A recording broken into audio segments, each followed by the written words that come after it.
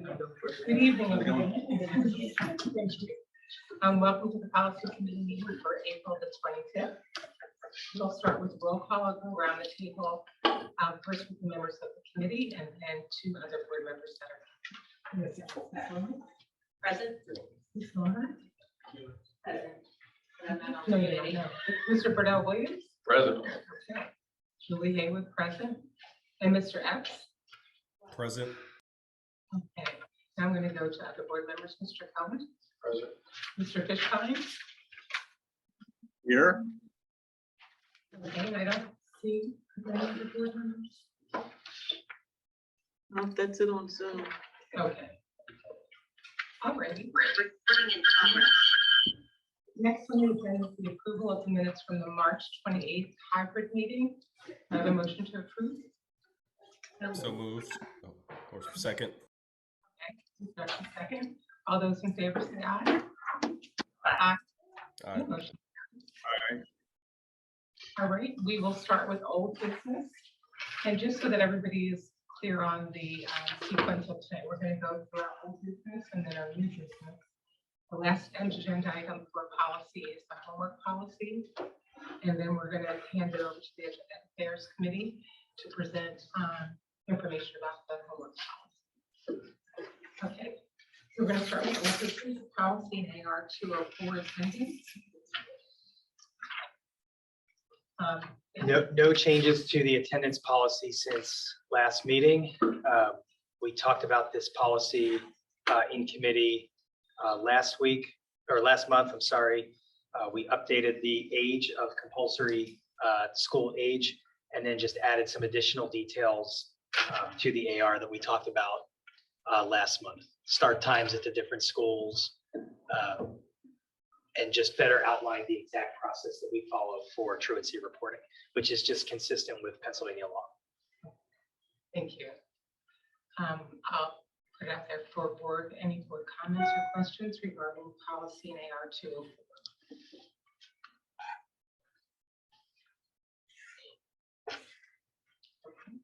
Just a couple of questions. Mr. Diazio, we have for the excuse absences, bona fide religious holiday. Is there a kind of definition for a bona fide religious holiday? There's not, and the district has broad discretion that if a student presents with a holiday that is, a holiday to them, the district has the ability to classify that as an excused absence. Okay, thank you.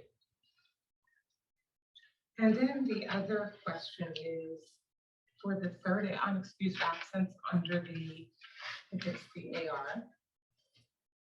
We talk about the school attendance improvement conference that the parent or legal guardian does not have to attend although they're provided notice of that meeting.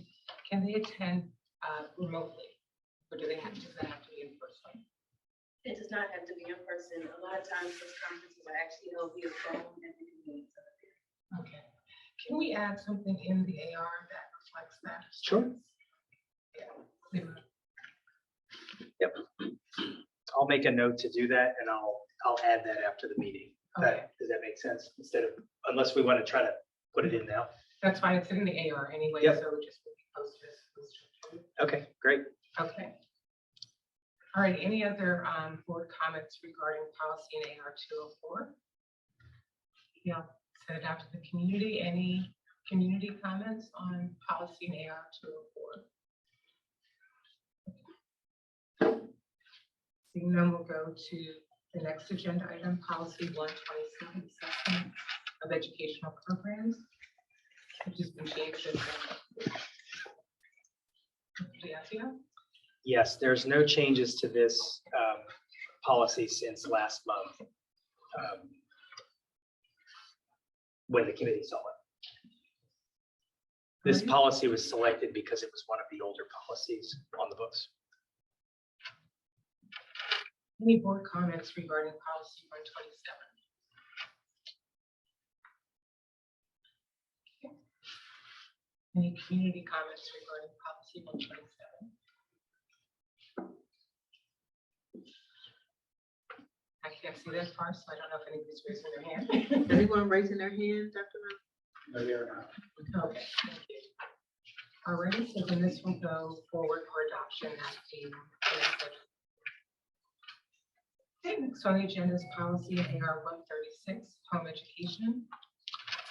Yes, we talked about 136 in connection with 136.1, .2, and .3 last month. That series of policies relates to home education or homeschooling, as many folks understand that term. And the reason for these revisions was due to a change in state law that goes into effect for the 23-24 school year that gives home educated students some additional opportunities to participate in district programs, curricular activities, extracurricular activities, co-curricular activities, career technical education opportunities. So the policy outlines, consistent with state law, what the process is for students to take advantage of those opportunities. Thank you. Any board questions or comments regarding policy in AR 136? And then collectively we'll take the other policies together. And I do, just so you know, Zachary's hand is up on Zoom. Great. Mr. Epps? Thank you. Would project-based learning fall under co-curricular or academic courses that a home education student could participate in? It could. The law permits up to 25% of the day.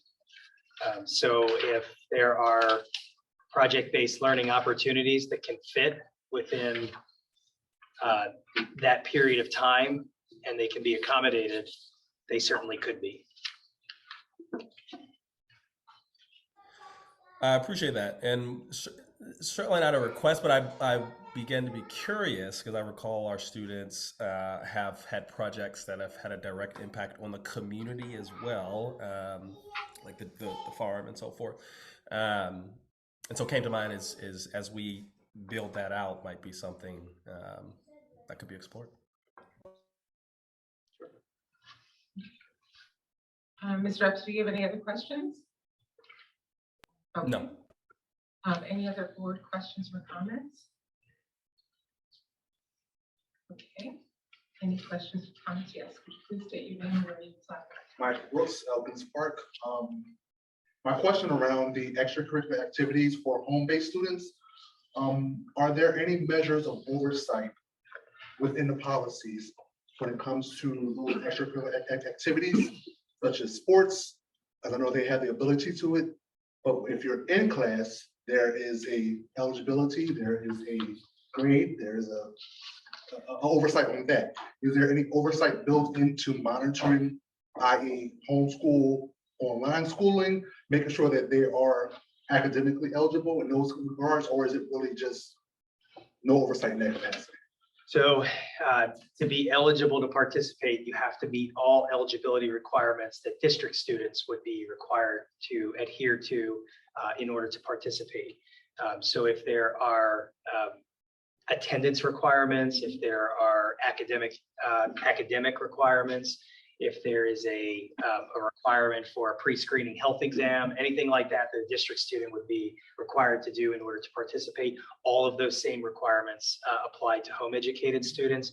And then beyond that, if there are, at least in the context of athletics, the PIAA is the statewide athletic organization that many of our sports are subject to the rules and requirements of the PIAA.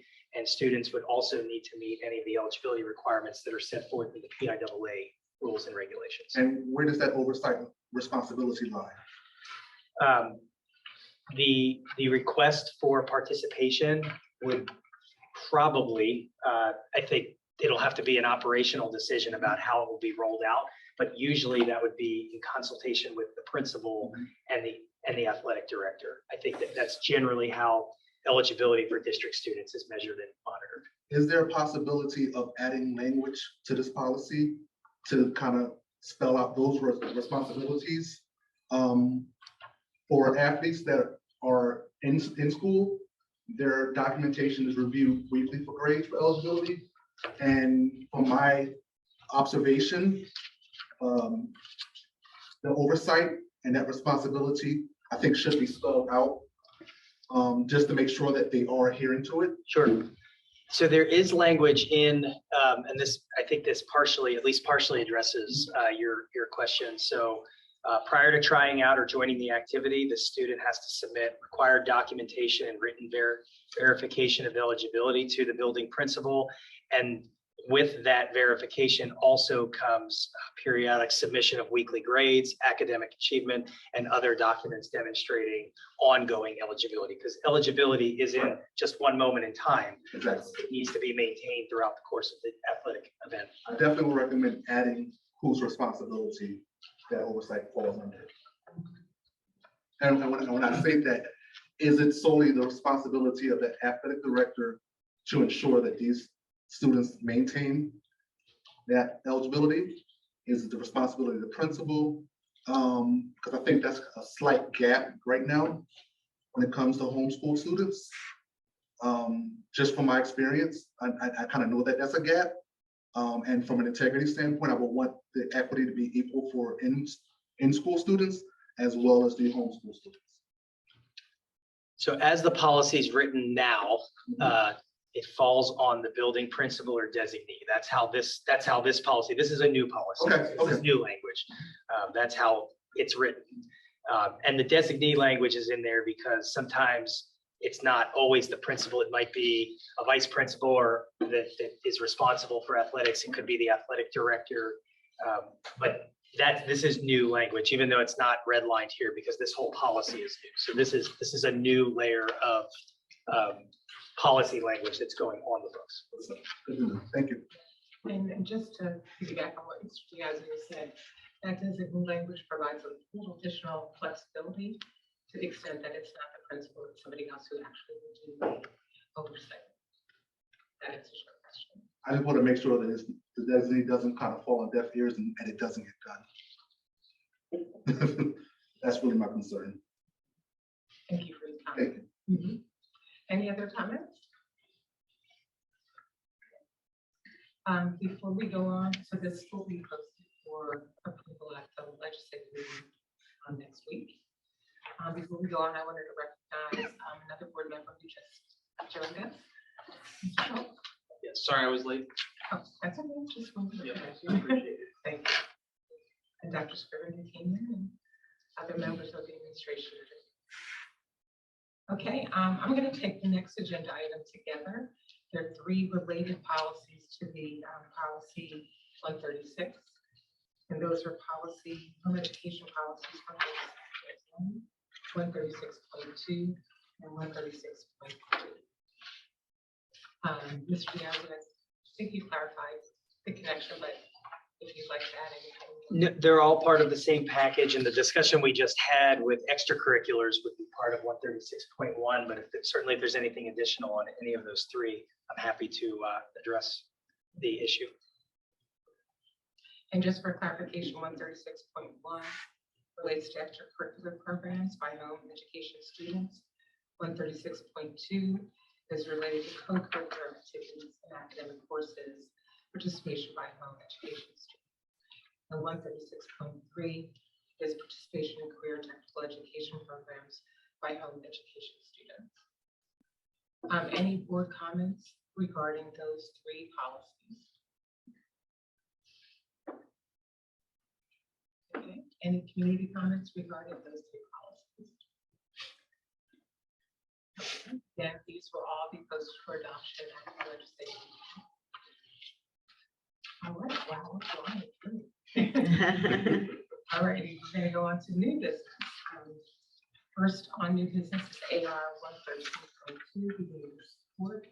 And just as a reminder, the board approved at the last legislative meeting the related policy 113.2 regarding behavior support. This was brought to the committee as a request that an AR be developed to align with policy 113.2.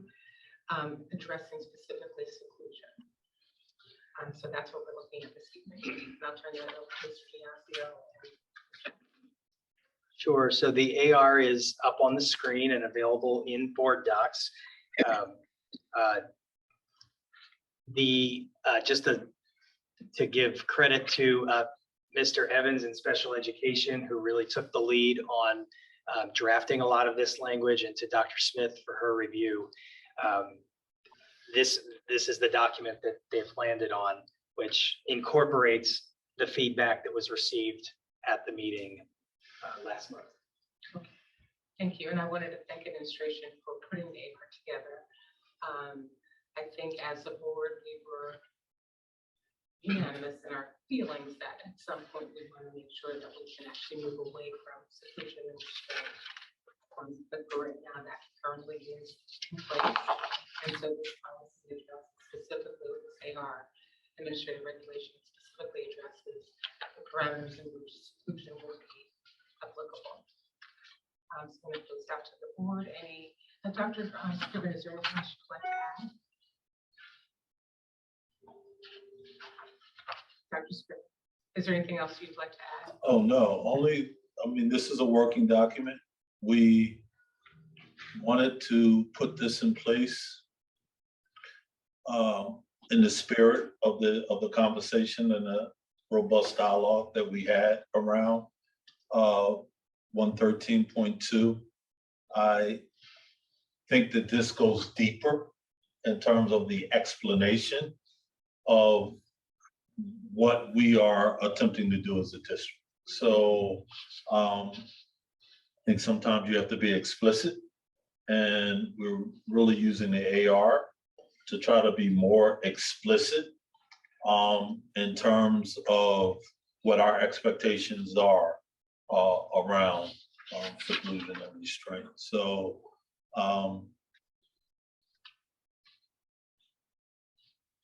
we had a great conversation with SEEK last week, where I shared that this would be pushed out. They will have an opportunity to review, that we were going to be sending it to the board for your review. And we recognize this is not the ideal state. This is not our landing point, right? This is just to transition us as we continue to move towards that ideal state that we've all articulated. Thank you. Any board comments, questions regarding AR 113.2? Mr. Keller? Thank you. So there's a bullet point about number 1, 2, 3, 4, 5, 6. I do number 7 down, where it starts, seclusion area shall have the same ceiling height, lighting, ventilation, temperature, and so on and so forth. And my question is, in favor of this in principle, but if you take this literally, I can see situations where the room might have slightly different lighting or slightly different temperature. So I'm just concerned about a little reading of this would possibly cause situations where the room may not be the same as the surrounding room or rooms. It might be, again, 1 or 2 degrees warmer or colder. It might have 1 less light or more lights, and other aspects as well. Maybe slightly different ventilation, 1 less vent, but still be reasonable. So I'm just concerned about taking this in literal sense, about being too restrictive. The language could always read substantially the same. I think we were trying to be responsive to comments that, you could read stories about seclusion not in Cheltenham, but in other places gone wrong, where, students might be in rooms that aren't properly lit, or in small rooms, and what we were trying to convey here is that if this were to happen, it's happening in the same general setting as like a regular room that kids are in during the day. I think that was the intent, but perhaps substantially the same would address that concern, if the committee's okay with that modification. Are you okay with that? Okay.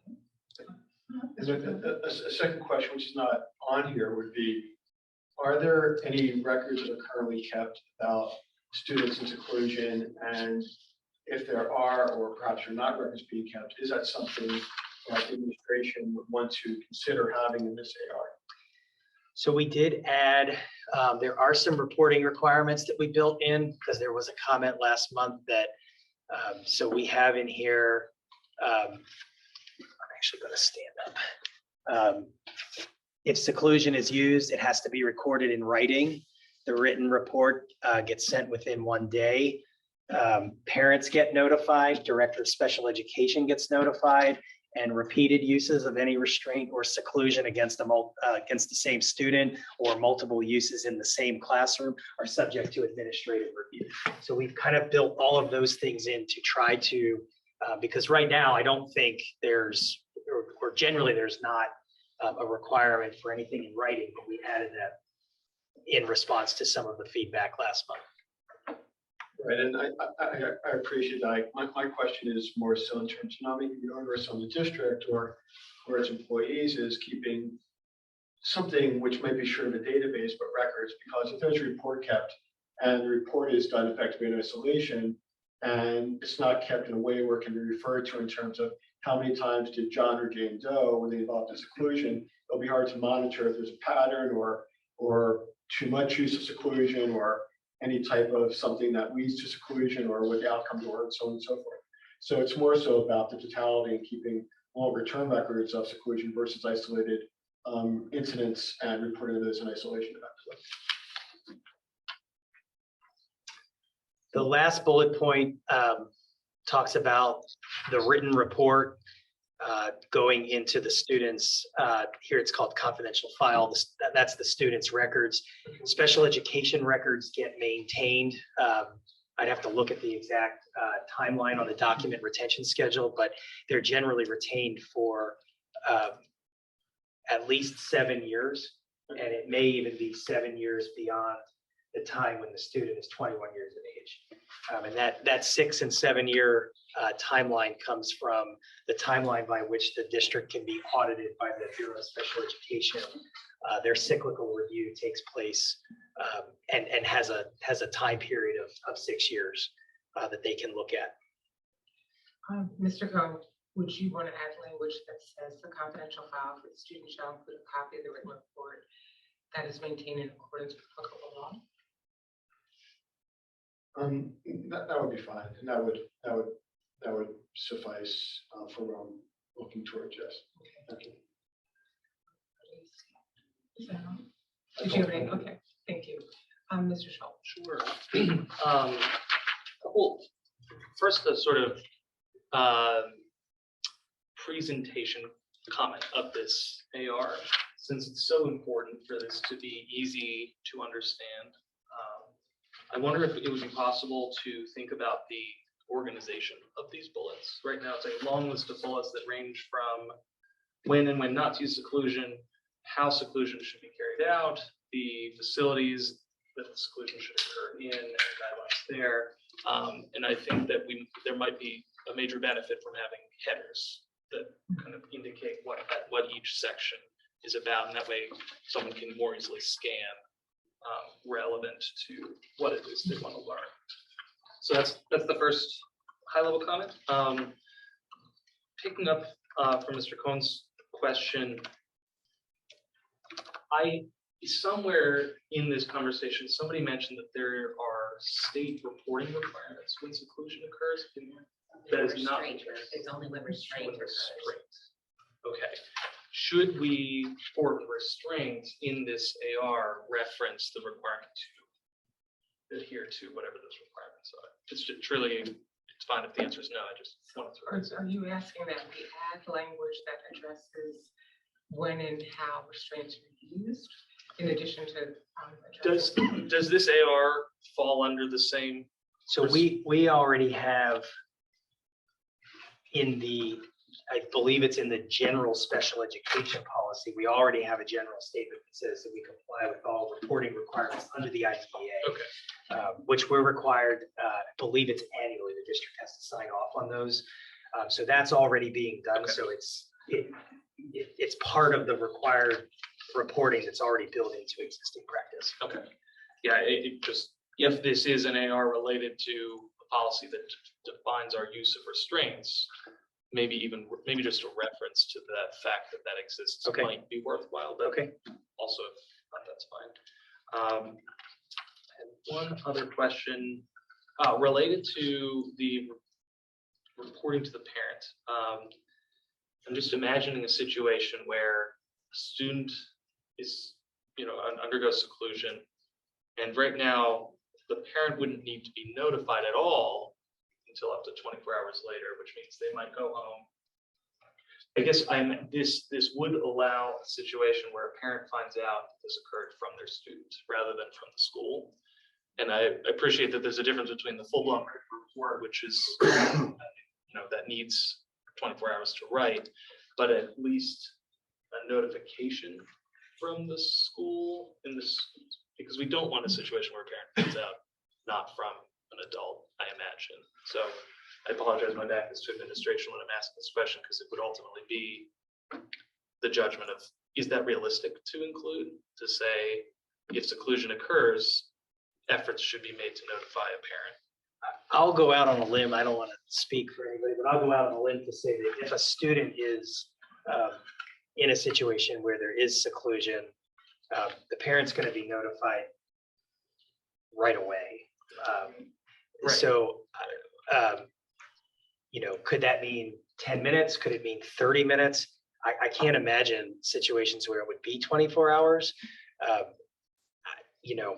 Maybe we just say, we were trying to write this so that there wasn't a lot of subjectivity and there were requirements, knowing that the board wanted to have very clear guidelines, but maybe we can say something like as soon as reasonably possible, but in no event more than 24 hours. That would address. Something like that. I mean, I think that communication happens in real time, I assume so.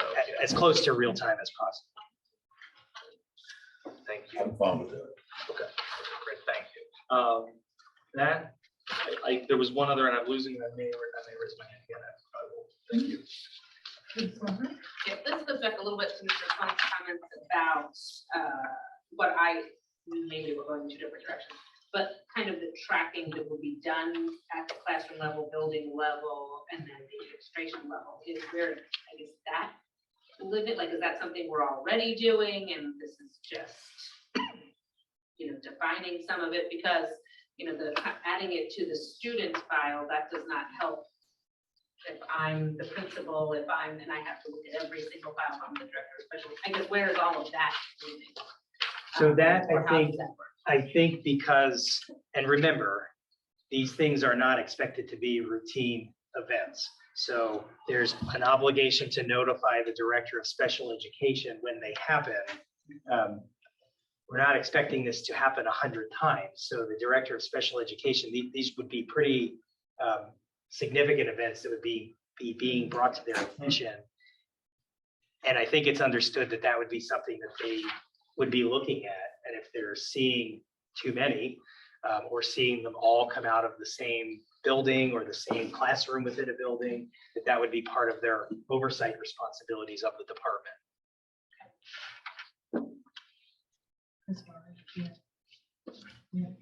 I get, no, not right now.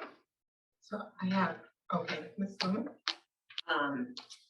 So I have a bunch of like wordsmithing related things, and it might be easier if I just Send email. them, you can send them to us. Yeah, Sure. thank you. The overall kinds of things, I definitely agree with whatever my fellow board members have said, definitely about the putting headers in or trying to make it a little bit easier to read.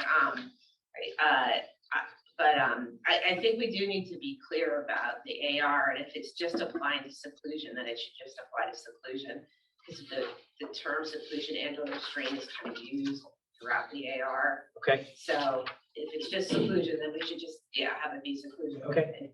And then also making sure that the language that's used in the policy that's just been adopted is tracked in this AR, because the language is a little bit different in the policy.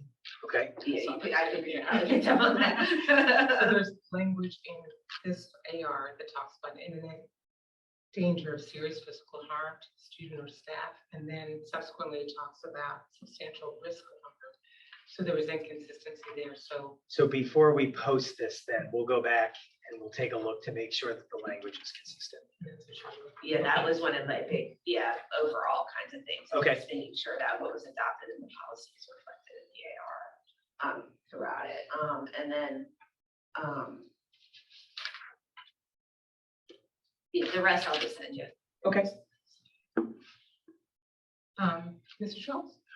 I had just thought of the thing I had thought of, which was, is there any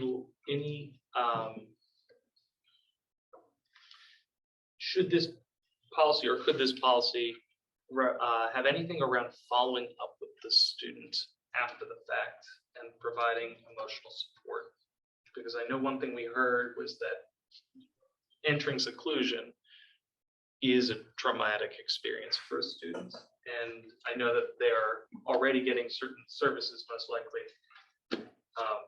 through their IEP. But I just wondered if there would be any room for just making sure that they have a one-on-one with a counselor or something like that as follow-up for the students' well-being. And if that's a We can brainstormed idea, Yeah, we if it's can. not appropriate, then that's fine. Yeah, from my standpoint, I'd like to just get wording on that from maybe Mr. Evans. So, but I'll make a note of that to be something that we consider. It sounds like this is going to go through a little bit more words Understood. before it's posted. So I'll put that on the list to talk with Mr. Evans about what the follow-up should be. Thanks. That was it. Yep. Thank you very much. Mr. House? Mr. F? Yep. Thank you. I wanted to, I don't know if it's been mentioned explicitly, but I did want to acknowledge that what we see here in the AR is consistent with the commitment that we've heard from the administration in terms of, excuse me for my pace, but in terms of the limiting language and why a big part of my support thus far has been we need language.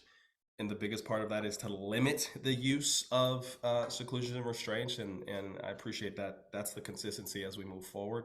And I wondered, is anything around time important to note? Like the time that, the duration, time duration, is that anything of note?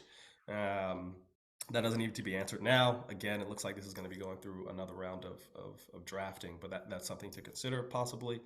And to a couple other were already mentioned, but I wanted to also, to that last point, there is some language that this has to be done in accordance with a student's IEP and a crisis response team. And so my assumption there is that some of those, if something happens, then what support is needed for that student will be captured in their IEP or the CRT. So we might have some language there, Mr. Diazio. But So oh yeah, go ahead. So I just pulled up the policy. So the policy talks about duration being not exceeding the time necessary to enable the student to function safely in the school environment. That's right here, B, under seclusion. So that's actually a policy requirement. And your second question was around IEP. Can you repeat that? Thank you for that, for pointing out where it is in the policy. The second one was any support that a student needs in response to anything that happens in the school, seclusion, one of those, would be included in the IEP. And therefore, if a student is secluded, something in the IEP already, or the crisis response team, something is already built in to happen to support them subsequent to that seclusion. Does that make sense? Yeah, so generally for a student that's experiencing difficulty to the level that it rises to seclusion, you're usually looking at convening an IEP team or looking at potential revisions. So you'll see the last bullet point here in the AR talks about the IEP requirements and following the timelines that are required in terms of revising those documents. Does that make sense? So when you convene there's a certain amount of time that you have to convene a meeting. Parents get a certain amount of notice, and then there's a process by which if you amend the document, you provide notice, and parents have a certain amount of time to review those changes, and then can either agree or not agree with them. It was a little slightly different. To Mr. Schultz, it was to Mr. Schultz's question. He mentioned if seclusion is used, what then happens in support of the student after seclusion is used. And so for me, there's already some language there that says something will happen, and it might actually be within that. If I was understanding it correctly, whatever would happen would be in that IEP. It would be talked about at that meeting, and I can see you Sure. nodding. So it looks like. Yep. So am I interpreting that correctly? That's right. And when I talk with Mr. Evans, if there is any clarifying language to Mr. Schultz's point, we'll clean that up in the AR. Sure. Yep. Thank you. All right. I appreciate the feedback. Okay, Mr. X, do you have any other questions? I'm gonna check my notes before I say no. We can always come back to you.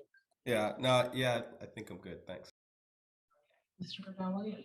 Yep, I have two topics. One is again kind of around writing. So I know we, just from a knowledge perspective, I think many of us know what IEP is, but it's not specified here, and I don't know what VIEP is, so that would be helpful as well. I've never heard of that before, but IEP I know, but the world may not. So Yeah, he's behavior intervention. now I know. Thank you very much. But yeah, if we could just include those spelled out in some way here. Sure. That one's relatively minor. The other piece, I know when we came to discuss this at the last policy meeting, I shared comments around the spaces themselves, right? And one of the things that I heard in multiple ways was, right, like this room at this school is this way, and this school at this school might be another way. And just from an equity perspective, I'm not sure that the language here provides for that type of consistency. I think it says a lot about what should be the basic requirements of the space. I just curious about who's responsible for designing and maintaining consistency with that, so that room at school A isn't different in a way better than the room at school B. I'm just curious if there's a way. So we've already to spell that out. visited all of the schools in those spaces and have ordered the appropriate materials, so there's consistency across the board. Okay. So that's in motion right now. Okay, and just in the verbiage as it's written, that's great, actually. And as it's written in the policy, I'm not sure that level of consistency that you just shared is specified in a way that if Dr. Scriven or whoever else is reading this is translating it the same exact way, right? Just thinking about how to revise. So one of the places that I was, wondering, can we include that here? That, right, I know there are differences in the designs of the buildings, but is there a way for us to, in some way, specify that, maybe it points back to our equity policy, or maybe it's, pursuant to some actual checklist that we are ensuring that the spaces are actually consistent with each other, as opposed to just being consistent with the AR, which provides. So, Mr. Bedolia, so just looking at the, one of the bullets that we talked about earlier. It says seclusion area shall have added language substantially the same. And it goes on to the height, except for the lighting. Would it be acceptable to add that the seclusion area in every building, every school district building, shall have substantially the same? And then the language that contains it. I think that's that's good. I appreciate that clarity. I do think that would be a helpful addition without, some like a wholesale overhaul of what we've already designed. Because I do think that what is spelled out here, again, right? I think it says a lot about the general expectation around space, which is great. I would align with that change from my perspective. So what was that language again? Is it the second sentence or? No, it's part of that. I see. Seventh bullet. Yep. So seclusion area in each of the district schools shall have substantially the same, and then the language will just continue. Each of the districts, schools.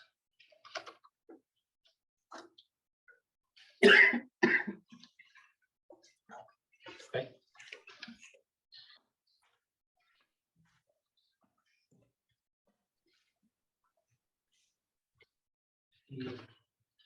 I don't know, I'm reading it, I just wanna, I just threw it out there. in essence, I'm wondering. I'm gonna find it so- again for you. Yeah, I'll find it here, right here. Yeah, The other thing to keep in mind is that sometimes seclusion is actually in the existing classroom and other students are removed. So that's the one thing, there may be a designated area in a building where you can do that, but many times it's something that's happening right in a classroom. And many times you're actually moving other students out of the room for a student that's in crisis.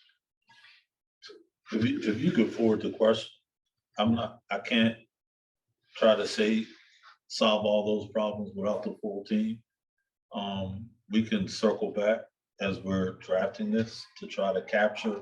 I'm not sure what you're asking for actually fits in the spirit of what this AR has been developed for. The AR has specifically been developed to put the guardrails around seclusion and give explicit directions. But you're mentioning the physical space. So the physical space needs to be clearly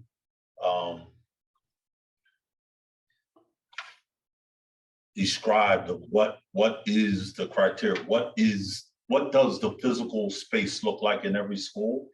I need to figure out where that needs to be reflected. Essentially, Mr. Bernard Williams, you're basically saying that space in every school should be the same or similar, so that there's an equity issue that if a child is included in Glenside Elementary, that space would be no different in comfort, not even, I shouldn't say comfort, but in terms of how it's adapted than a Wingcote Elementary seclusion area. So that's what I'm hearing. yes, that is what I'm sure. And right, from an equity perspective, just making sure that we, I don't know, maybe you're right, maybe it doesn't belong here. I felt like this would be a good addition to this aspect of the AR, but Mr. Schultz, I saw you also had your hand up as well. The only reason I feel it doesn't fit is to Mr. Diazio's point around seclusion does not always happen in those spaces. So I have no objection to defining what the actual seclusion space or room, let's just call it what it is, the seclusion room that schools have, what should be reflected in those rooms? What are that's a little different than what we're trying to do. So if we need to attach this AR under something with the equity, we need to look at it. I can't solve it. So we'll defer to administration to. And I'm okay with the deferred and to review. Yeah. We've captured the essence. Definitely, I'm clear with what you're asking. I just need to figure out how to best meet that request. I get on board with Mr. Bernard Williams, anything else? that. That was actually all I had. Okay, Mr. Schultz? No, I was just gonna try to clarify what seems like potential miscommunication with the results. Ms. Lohman? Sorry, I have one other thing, in bullet 8, it is, that starts the room or enclosure shall not be locked or used in device requires period, that one. I thought that it was in the policy, but maybe not, it's just something we maybe talked about, but was also whether or not staff can physically hold the door closed. We made changes to the policy Did to add we? language Okay, that it could not be. okay. That probably should be reflected in here too.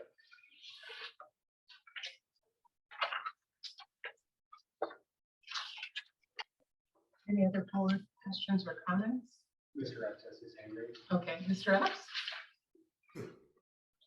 Thank you. It's a continuance on the data.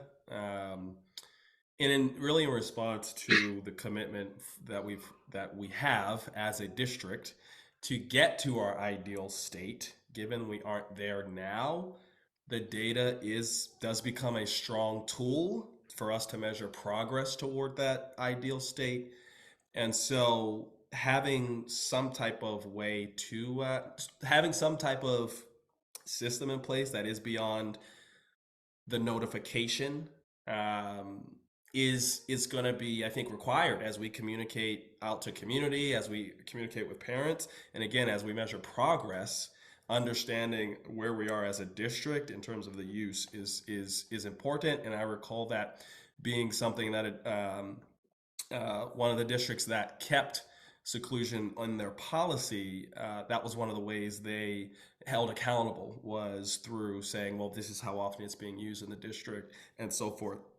And so if that is something that is already happening in terms of already being in the works, wonderful. Certainly wanted to express also support for that level of data review and monitoring that might be beyond the notification process that's in place. Right, so Mr. Epps, you're asking for language to be added to the AR that specifically articulates that there'll be periodic reporting of the data as it relates to students that have been secluded. So again, we can monitor progress towards removing us from seclusion and restraint. Apologies, I was coughing and couldn't hear what you were saying. So I don't know if it's I don't know if it's language added to this or the policy itself, but yes, some language around the review of data at the district level.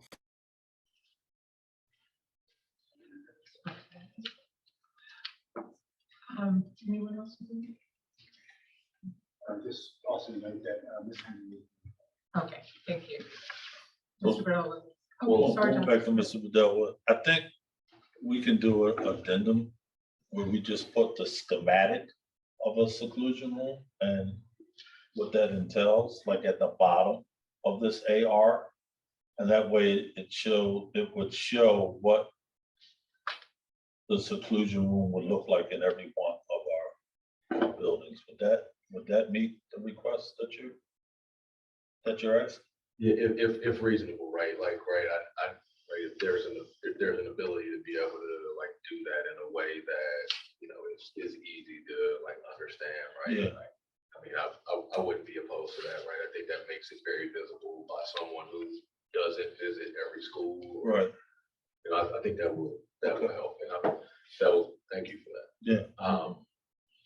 And I was gonna say to that end, just one more statement. So more about wording, but as I saw it and looked through it more and more, we specified a room or enclosure.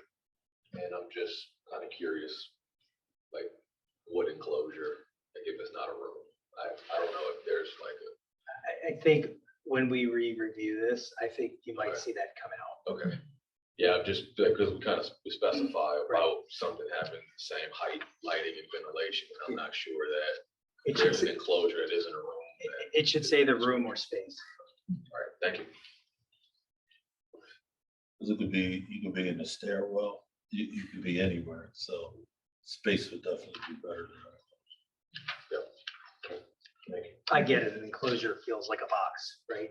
It absolutely does. So, Especially when you say it has to have right, this height, and Right. I'm thinking about what that box might look like. Right. Yeah, that doesn't strike me with a good vision, but a room, on the other hand, I could get behind. So I have a couple of comments. Thank you everybody for your comments. I think these were additions to the AR. Because this is an AR, I know that we don't typically have kind of a purpose statement up front, but I do think the sixth bullet should really come out of the use of seclusion and placed further up in the column in the AR, maybe as the first sentence. Because I think that's really the gist of this AR as it relates to kind of where we want to know our destination. Is this the one, Mrs. Haywood, seclusion may be used only as a last Yes. resort? Is that the one you're talking about? And just, you're suggesting make that the first bullet point or push it up even higher? Yes, actually, I was saying, take it out of here and place it actually under the heading seclusion. And I know ARs don't have purpose statements, but I think that that kind of captures what we have in the policy.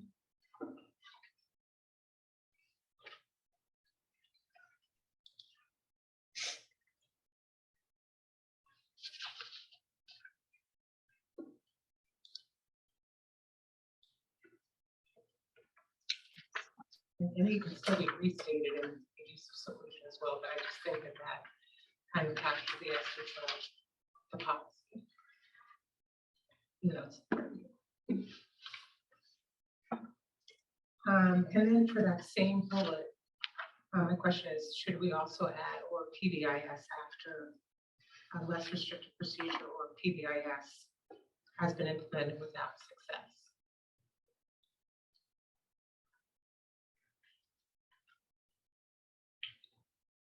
Was it that same bullet point? Or was Yeah, it- same bullet point after less restrictive procedure or PBIS.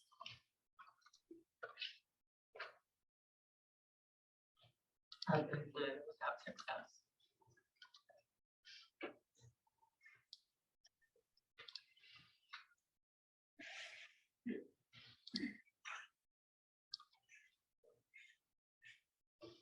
Okay, and then on the first line, the first bullet where we talk about a student being visually monitored. It would be great if we could have language if it says to the extent possible, when there's no imminent danger of, physical harm to self or others. Like there's an expectation that an adult will be physically in the room with the student. I think we have that in the policy, don't we? I think. I'm gonna check. Thought that was the language that we went over a few times.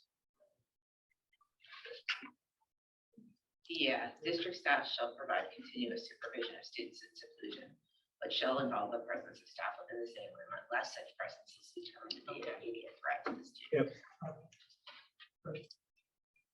And then this is just really more of an operational question. The expectation is that the staff member visually monitoring a student is crisis prevention trained.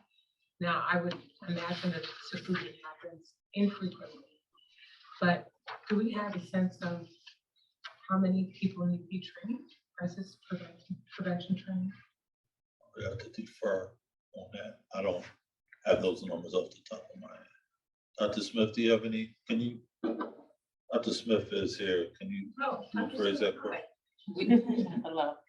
We don't have a number per se, but we are requiring the classroom teachers and those who serve students in the classroom to be trained, as well as our administrators, our special education supervisors, our special education director. So those are the minimal amount of people that are trained, that will be trained or expected to be trained. Thank you. Can I, sorry, can you just, what classroom teacher, all classroom teachers or? The classroom, the classroom teacher, because all of our kids, even though they're in an inclusion program, there's certain teachers who have students, so teachers who service students whose IEPs reflect those additional needs. Those are the people that we're targeting for training, prioritizing for training. However, we do realize that staff, change positions, change grades, so on and so forth. So the larger goal is to get as many people trained as possible, but because the training can be a full day and because of staffing to cover for them, we don't train them all at one time. We're prioritizing who gets trained first. Thank you. Any other board questions or comments? Okay, any community comments or questions?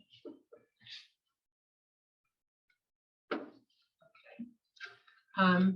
Given the number of changes we'll make to this AR again, because the board doesn't approve the ARs, they just get posted. I think it probably would be prudent for to see the revised AR. Sure. Before we have that posted. We can circulate it, and if it needs to, it can come back on a future agenda at any time. Thank you very much for putting that together. Okay, I'm gonna turn over the hot seat to Ms. Williams. Next on the agenda is policy and AR 130 homework. So we're gonna turn this over for a presentation by the Educational Affairs Committee. And so with that, we will formally convene the affairs meeting. And policy can remain active as well, and we'll adjourn them both at the end. The Educational Affairs meeting will operate as a portion of the combined meeting. Okay, I'm gonna turn over to Ms. Williams to start and then. But it should document for the minutes those who are present. Okay. Yes. So we're gonna segue right in. Sherry. Oh, Yes. Yeah. Although, listen, 30 seconds. 30 seconds. I'm not even on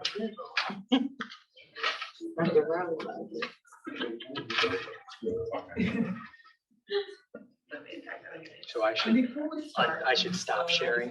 Yeah, you can stop sharing. Mr. Diazio, Dr. Strickland, Dr. Smith, Ms. Jackson, Special Ed Director, Interim Director, all the work on League 132. And also all the work that's been done to make sure that we're current on our policies.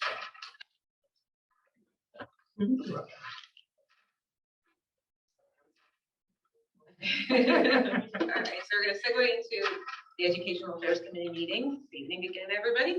I'm gonna take roll call for the Educational Affairs Committee meeting, starting around this way, Ms. Haywood. Present. Ms. Mulhern. Present. Mr. Cohen. Present. Mr. Schultz. Present. Mr. Riddell Williams. Present. Ms. Henry. Present. And Mr. Fishbein. Present. And Mr. Riddell Williams. Mr. President, officially, but yes. Oh, wait, Mr. I skipped over. I was trying to skip over him and go to Mr. F. Present. Present. Getting confused by the cookie situation. So do I have a motion to approve the minutes of the March 21st, 2023 Educational Affairs Committee meeting? So moved. Second. Mr. Burdo Williams, thank you. All in favor? Thank you. So I'm now going to turn the meeting over to Dr. Smith to talk about the new homework policy. I shared it with Dr. Riley. Okay. And you. Let's go with that.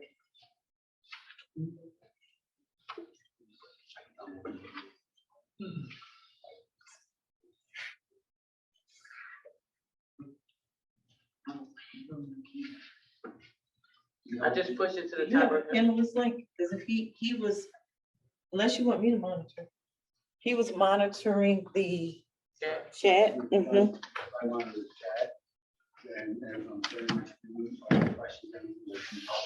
That's not. Do you want me to project? You have a link? No. Here, I can forward somebody my link.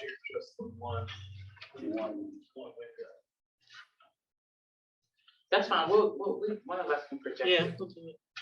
You just need a pen. Right. Send it to Adrian. Okay.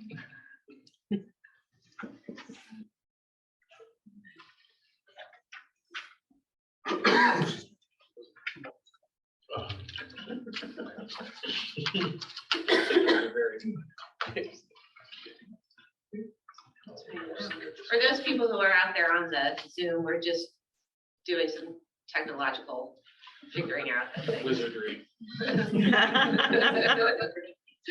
copies of the presentation.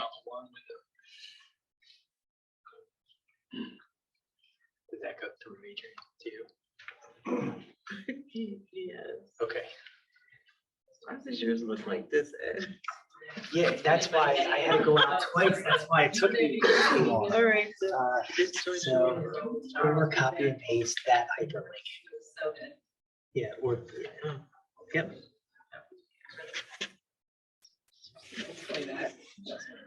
Is he, the Armin's. Oh, is he the region? Yeah. Oh, is he with them? She was like the main one. She was, yeah, there's two female leads of you. Is he, did you? I'll be right back. And then Ellie plays volleyball, played Dina, so the other female lead, and they wrote it. Those poor kids afterwards had an emotional thing. They are, yeah, which I'm sure they're all, it's like a hangover. Tours. Yeah. Yeah. I think we Did all you all have. get a suit? Yeah. Yeah. It was so fun. I had no idea. I didn't know if I walked in, I had food, breakfast. Not a and- banana smoothie.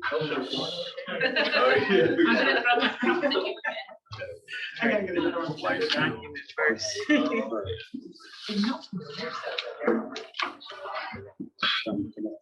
Great, I got it over Yeah, right. there. Okay. No, I told Mr. DeAndre that was my first tour, so I was gonna judge all the tours based on. They said I'm different, but all the. They were all great. You can't just share a screen from the board. We got a cut from Winter. Looking, each one was totally different, but. All right, so how do I get it?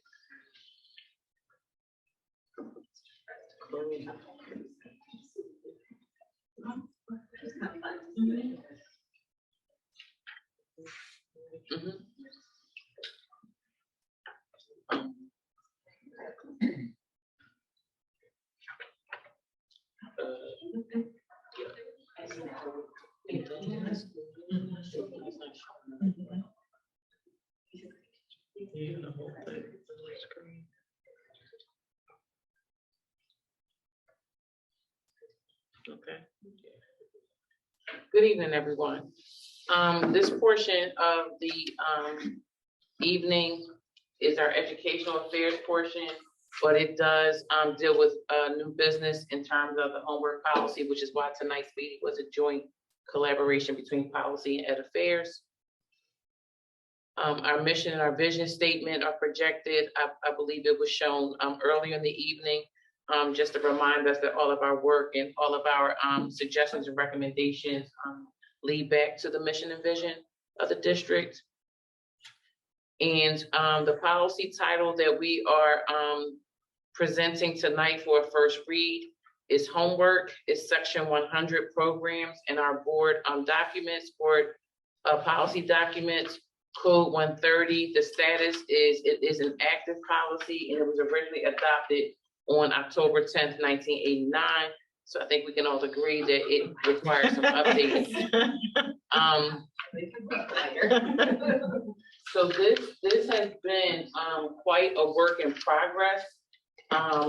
We have been talking about homework. I want to say I've been here for almost 7 years now. We've been talking about homework for at least 5 or 6 of those years. And these have been really deep conversations, thoughtful conversations that have engaged not only parents and teachers and staff and administrators, but we also, in the very beginning parts of this stage, we also brought in national speakers and nationally recognized professionals in the area of homework. And as you all know, we had every opinion from, yes, pile it on, to Alfie Cohn, who said no homework ever, get rid of it. And so we hope that this homework policy that we are putting forth and the AR shows that we try to find a middle ground between the two extremes that we were exposed to. In addition to the homework committee, we have dived even deeper into this policy with our curriculum instruction and professional development committee, better known as the CIPD. The CIPD is comprised of administrators from central office as well as school district buildings and our teachers from various grade levels and from various disciplines, K through 12.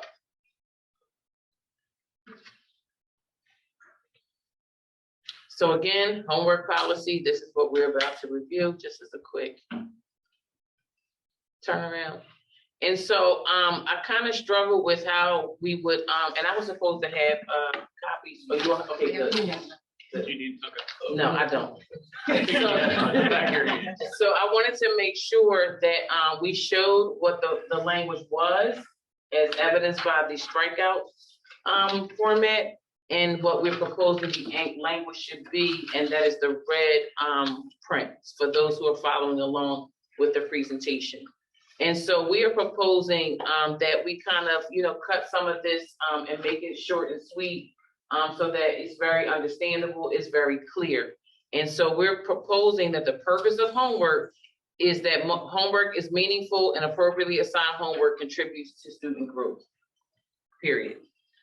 Therefore, the quantity and quality of homework is essential to its effectiveness. And we kept that last sentence. The purpose of homework assignments is to enrich classroom instruction and to provide additional opportunities for extra practice outside of school hours.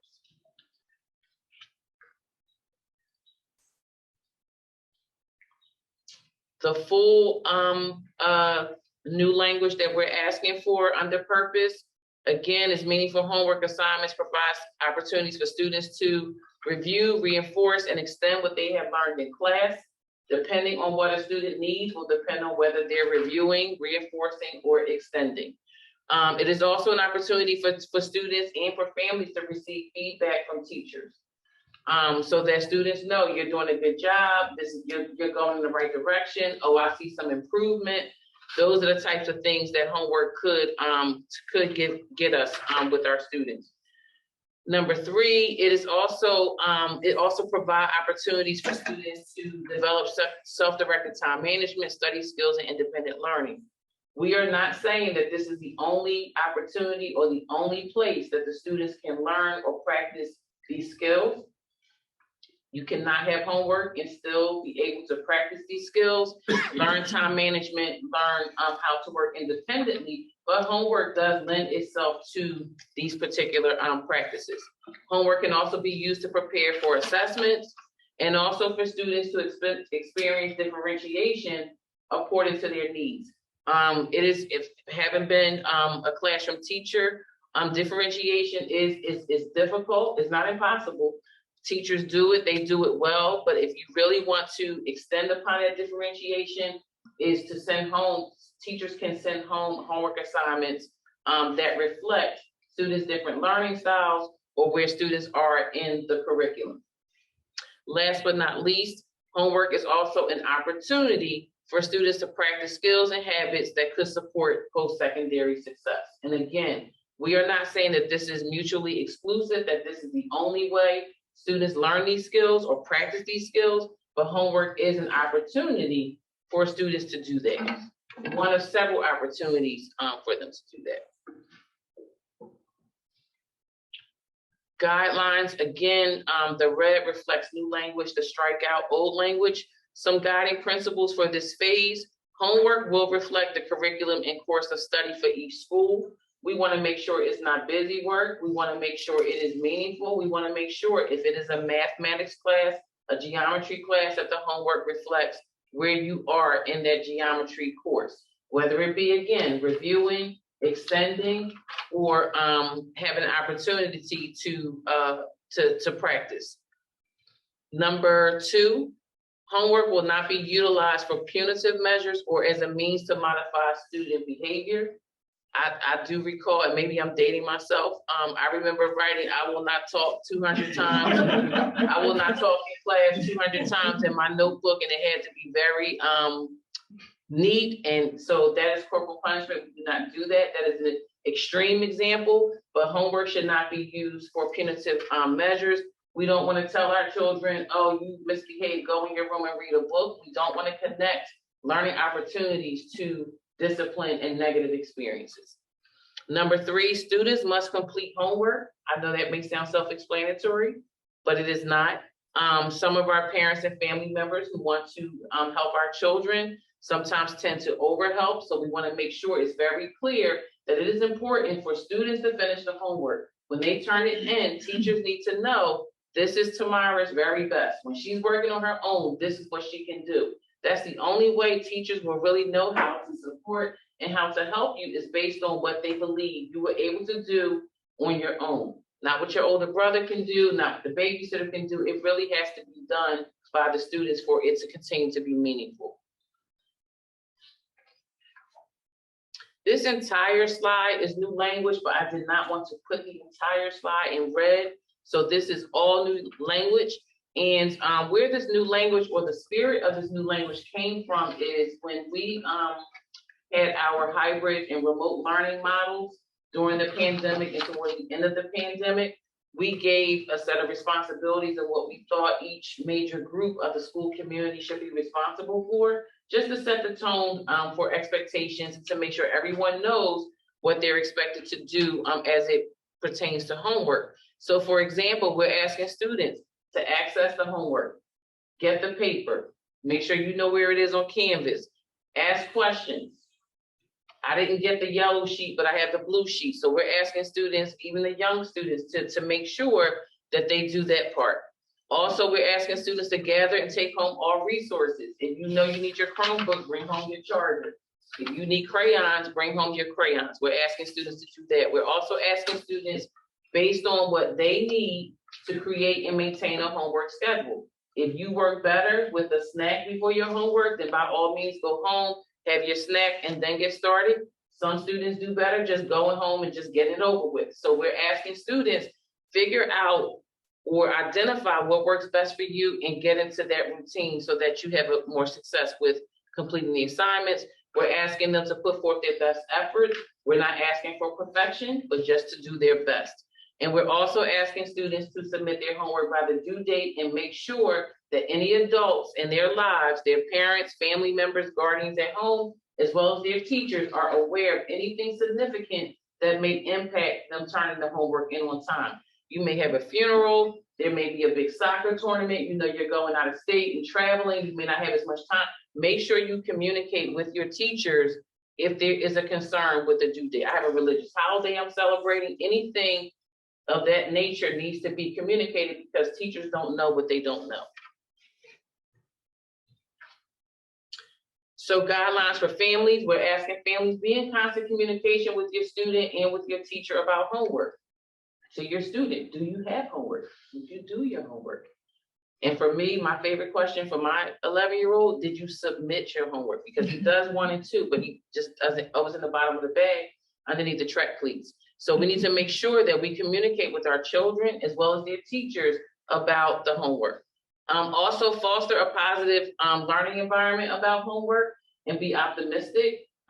So, when we, make off comments like, what is this? Or why would your teacher give you this? Or we didn't do this kind of math when I was in school. So even if you're thinking that, we're asking parents to keep that in and just be very optimistic because our children take on our attitudes and our perceptions about what they're doing. We're also asking parents to support the expectations for student effort and quality work with regular supervision. And when we say regular supervision, that looks like what it looks like in a particular family's home. We're not defining what that looks like. So if you believe your child needs to be at the kitchen table and, while you're cooking dinner to do homework, then set that up. If they do better with a desk in their room, set that. But we're just asking that our families take these things into consideration, as well as identifying a workspace, whatever that may look like and works for you and your family. We're just asking that we have these kind of general expectations. For teachers, the number one on the list is communication again with the families and with students. And specifically the word purpose is so important because again, this takes out the thought of this being busy work. Why am I doing this? Children should know, why am I doing this? There should be a system for giving out homework, collecting homework, and also giving feedback.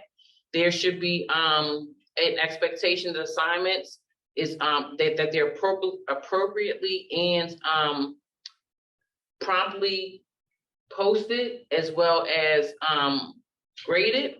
We're also asking that teachers, if you know what you want, model those expectations or show students a sample of what you're expecting.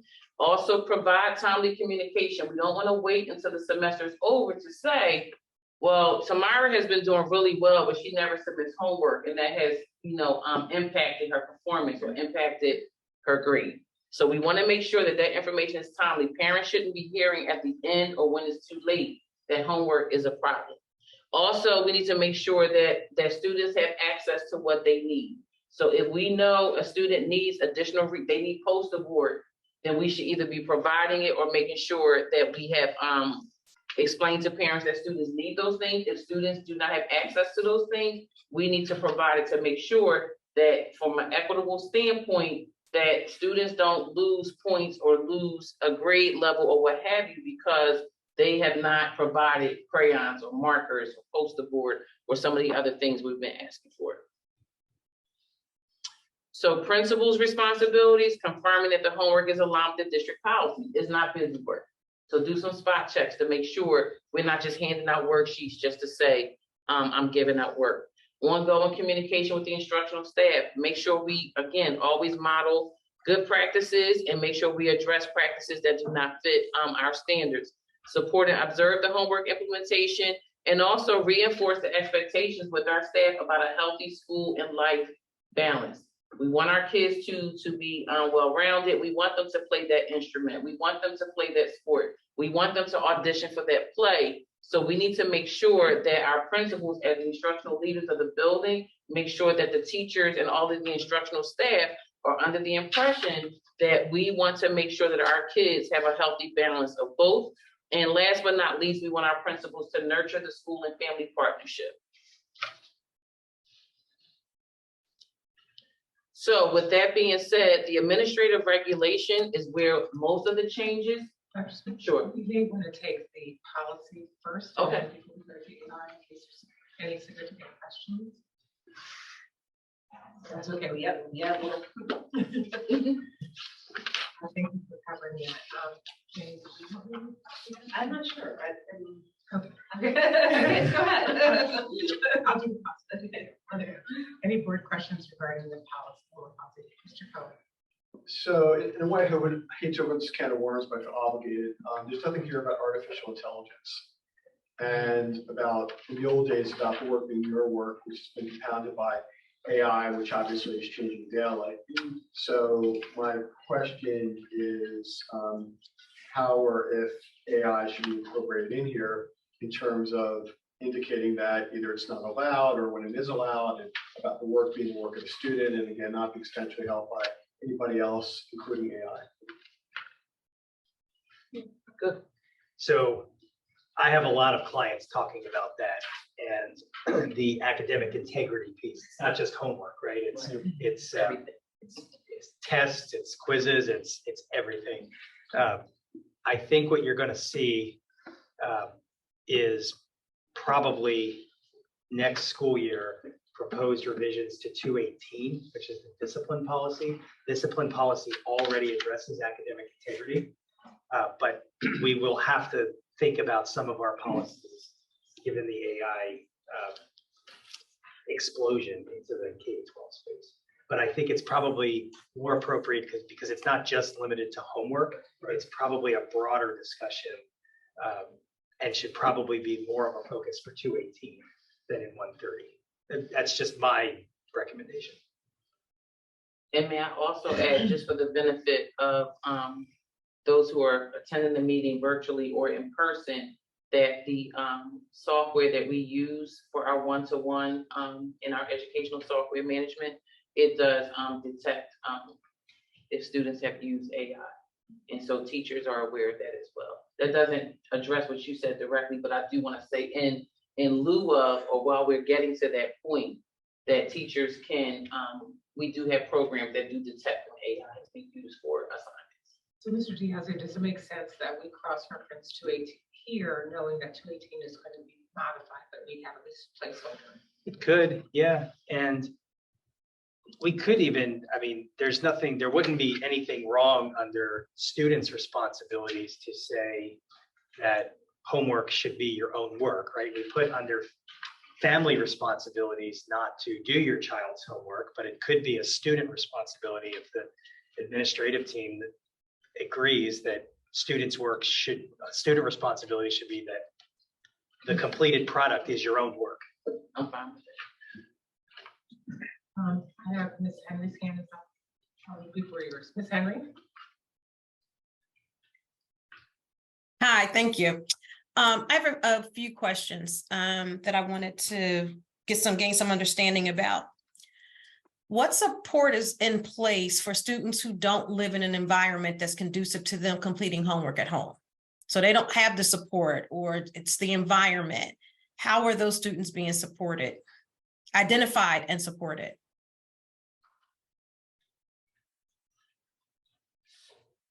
So students,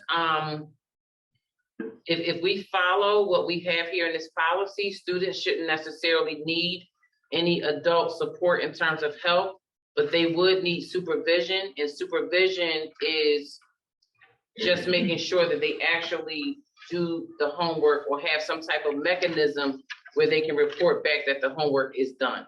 So there's nothing that requires, it should not require any adult involvement or any adult support, with the exception of we're asking families to provide. So for example, we ask for workspace. We also ask a conducive environment. We're not giving any type of specific language or specific instructions about what that looks like, because it is our belief that that could look different in different spaces. So Right. No, go ahead. So for some students, it may require, depending on their learning style or learning preference, it may require them to be in a space where it's quiet, whereas other students may work better with some buzz or some busy noise in the background. So we're not saying that you must have a completely quiet space, you must have your own desk, you must have your own lamp. We're not giving those parameters. We're just asking that parents just support the fact that students may have assignments that they may need to complete, and it should be done independently. So I get that. What I'm really talking about, Dr. Smith, is students who are going home to really disruptive environments, right? Either younger students who, when you talk about supervision, they may need to have a lot of supervision that's not, maybe there isn't a parent at home. Maybe they're coming home to, older siblings who frankly, they need to be getting their own homework done. So I'm just thinking about those, which I would consider to be exceptions. But if there is a student that is in an environment that is not conducive to them getting the support they need, I realize that we're saying they need to be able to do it themselves. But when I think about, for example, our younger kids, they need to have a bit more support than a high schooler who at that point is more accustomed. So what I'm asking is there a way to identify? So you have the student that is not turning in homework, not getting it done.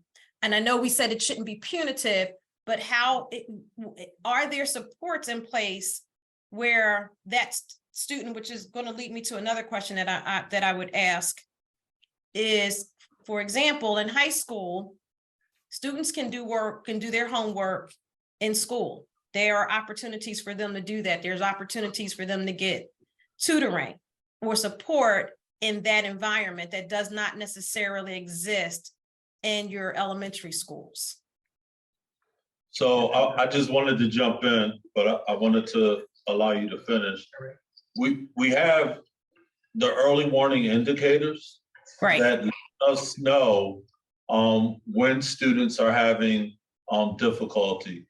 It's also what we push around relationships, right? Our teachers are the ones on the front line that have the best relationships with students, along with our guidance counselors.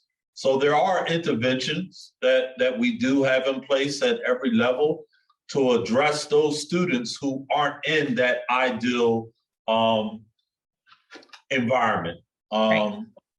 And we also have those wraparound services and those therapeutic supports, as we have all identified that social emotional component has come to the level. I'll use the high school, for example. We're continuously trying to revisit community lunch A lot of individuals are in favor of it, but as part of that time, students are supposed to be able to push in to classrooms with teachers. Teachers, there's a system where teachers can identify what students need additional help. I'm gonna put Mr. Teller on the spot right now with one of the programs that he's using at his school before school. Jim, you want to just speak to what you've established, just as an example? Sure. So we have taken our data from the last benchmark in January, now seems antiquated.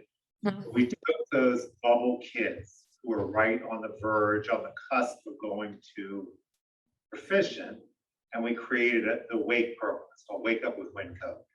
And so those kids using ESSER funds for compensation for our staff were coming in 2 mornings a week for intensive support on specific standards that we gleaned from the data in order to fill in that remediation gap.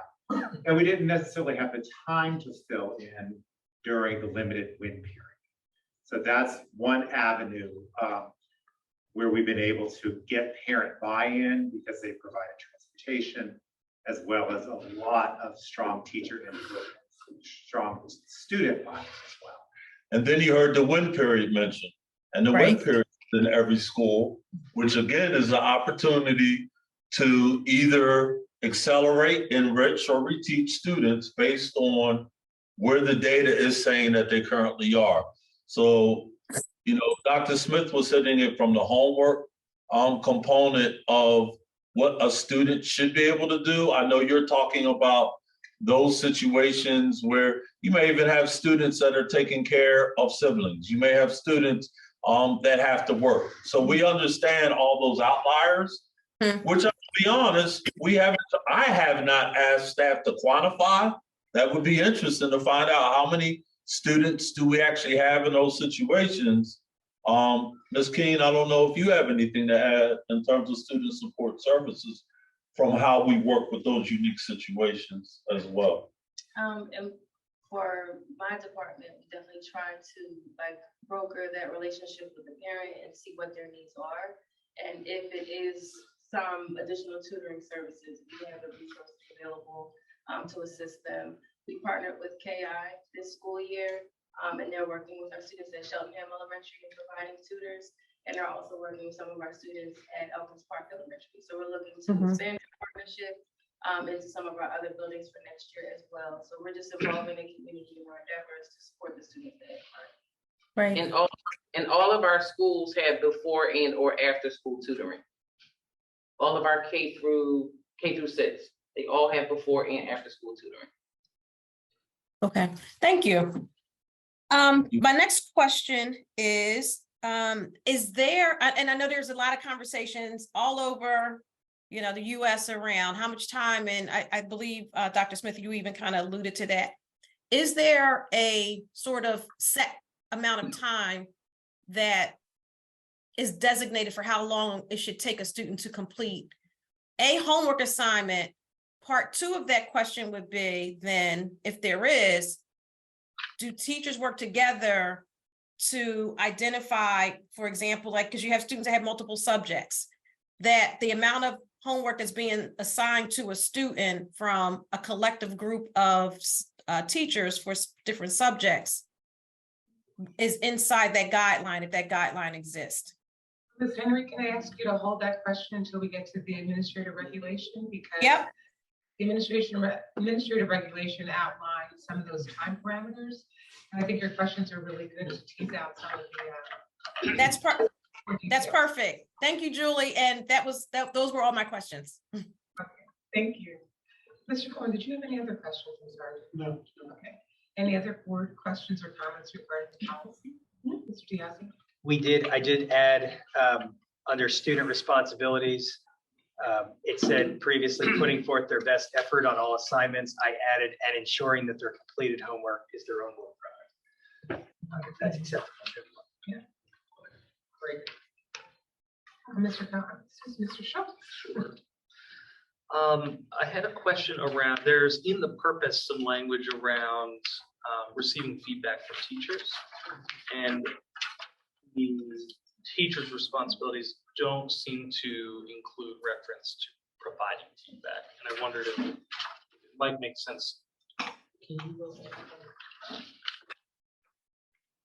Unless I missed it, which is also totally possible. Teachers' responsibility. To and from. It says feedback. It says feedback from students and families, not to students. Currently, so I interpreted bullet 2 as creating a system where families and students can give feedback to the teacher about how homework is hidden for them, like if it's working or not, versus the teachers reading the homework, grading the homework, providing feedback based on what the student's missing, incorporating that feedback into their future differentiation, et cetera. Mr. Schultz, could we resolve that by putting in feedback to and from students and families?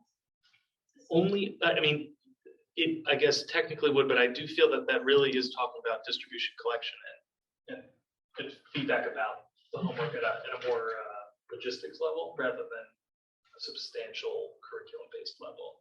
And so I wonder, it feels like since it's so important to the purpose of homework, it warrants its own bullet if it's appropriate to have a bullet about it.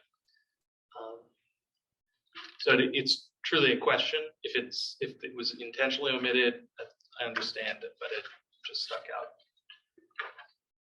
So number 3 talks about posting assignments and reviewing completed homework promptly. Does reviewing completed homework also involve and providing feedback? Well, You can add that to if make it appropriate. Yeah, okay, thank you. Posting all assignments and reviewing completed homework, including providing feedback. And for context, I know that there are cases where students feel, oh, I know my teacher doesn't actually read this. And it strikes me that that's probably not what we want. I mean, it would address the practice side of things, but doesn't necessarily feel as meaningful. So thank you. I think that would address. That's added. The other question I had was around resources for parents, but I also then realized that might be a PR, so maybe I'll save that question. But insofar as we are, the parents. Go ahead, ask that question. Okay, effective parent support. I'll just talk out loud, trying not to make words soup. There's the equity challenge, and we don't want to rely on parent support for the student's homework experience to be successful. But there's the sort of other side, which is, I know at least in my experience, there's a lot of support involved, and the more resources that I could have as a parent to understand what good support means, understand where my student is or isn't and what maybe they need to focus on. I wonder if there's anything we can provide or should be thinking about providing to parents to help them play their role. You wanted me to ask the question, was it because there was something you were hoping I was going to ask? No, just because it's not the. It's just not the hour. Okay. So essentially, like, are there resources that we could provide? This would probably be more AR, so I don't think it would necessarily belong in policy, but resources we could provide parents to help them be more effective in playing their role in supporting students. Even if it's just including it as part of in the opening paragraph that's talking about,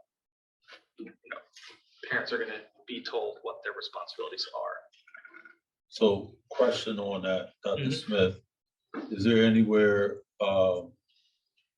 where course syllabi are mentioned that teachers put up? Because really in the course syllabus, that's where all of that would be outlined potentially. So I don't know if that's something that we can add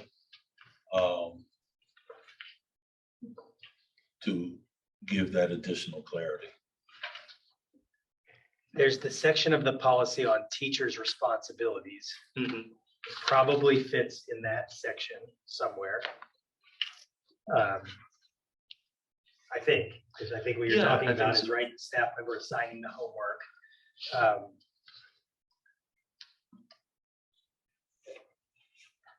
Because in there also, they talk about resources needed for the class, what students would need to have, et cetera, et cetera. That's in. Yeah, so the last bullet point there, Dan, how can we reword that to, if at all, to address, because that talks about, right, Students having access to all resources required to complete assignments. that's, so,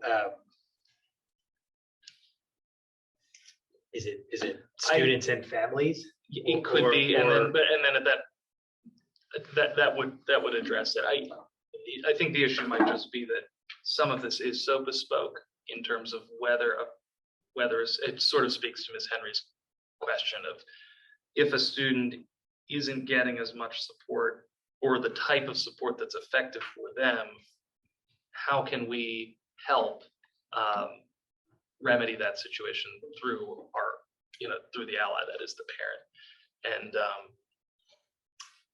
I appreciate it's a hard question, and maybe it's just be organically done. It's something that can be written in policy. So your question is really beyond homework. It may be. I mean, I think you're right. And I think you kind of took it a different direction than what I What you was. said was great, and I don't know that. But you just added another layer. So, I mean, I'm just Yeah. going on what I'm hearing. So we can do the wording to address teacher Sure. syllabi, and what that would cover. That in would terms of- do it. And then the other piece is, Sure. that's a bigger piece. I That's agree. not homework specific. Right. That makes sense. But I would imagine the reference to all resources are, if you need your Chromebook, if you have, whatever handout you need. Yeah, and it's going to vary based on content. The last question I have around the policy is around the differentiation expectation, which I believe is in the purpose. How would a family know if their student's homework is being effectively differentiated for them? I think that leads into the question you just asked before. I think that would require a deeper explanation, deeper understanding of homework and of all assignments. Sure. And what differentiation even is. Understood. I think that might be going too far down the rabbit hole.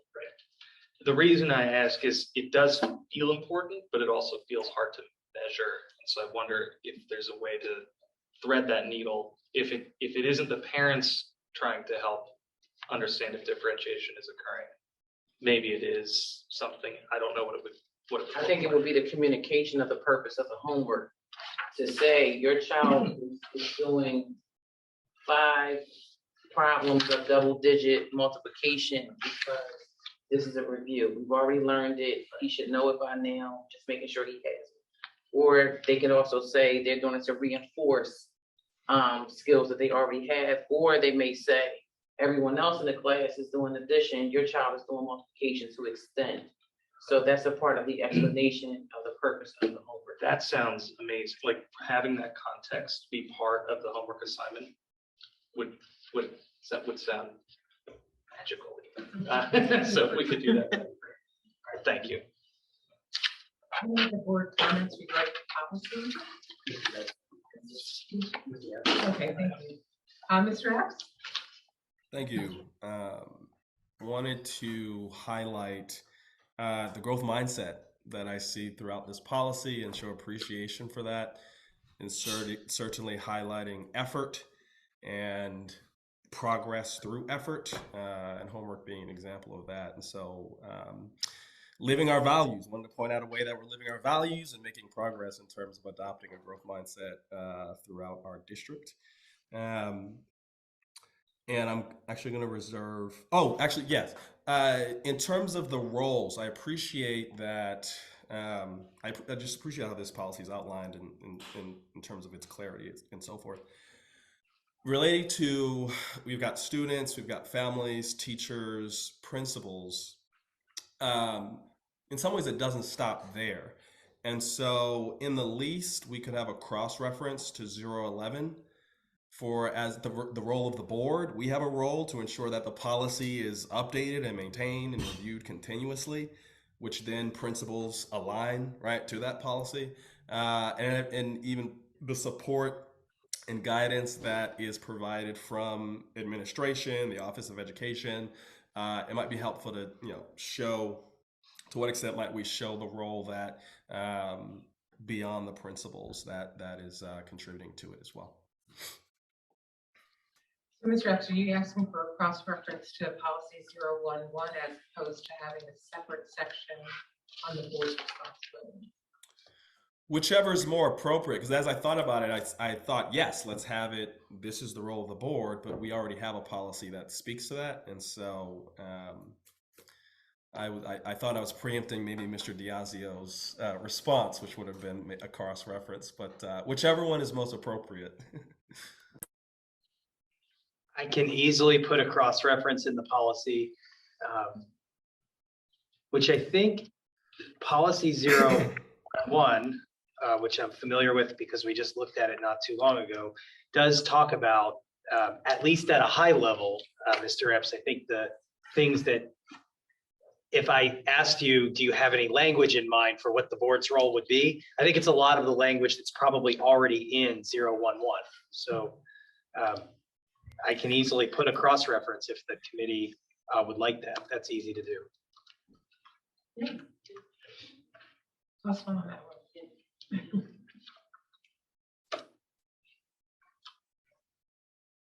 Any other? That's it for that's it for me. Thank you. Okay. Thank you, Mr. Epps.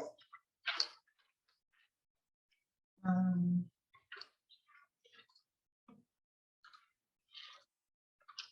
just have a couple of very minor comments in terms of the students' responsibilities. The last bullet, I would add after teachers in advance. So the notification of not being the deadline, would be an expectation of that notice to be provided in advance of the deadline. It's in there. Okay, and then with respect to the teachers' responsibilities, I know that some of our parents and students are not English language speakers primarily. And so my question is, when we are sending homework assignments home, particularly if we're explaining those assignments to a parent, are we providing that in their language? You're asking a question, or you're asking, should it be I'm included? asking a question, and then I'm probably asking, can we add language if in fact we do provide homework in different languages or instructions? So if a student,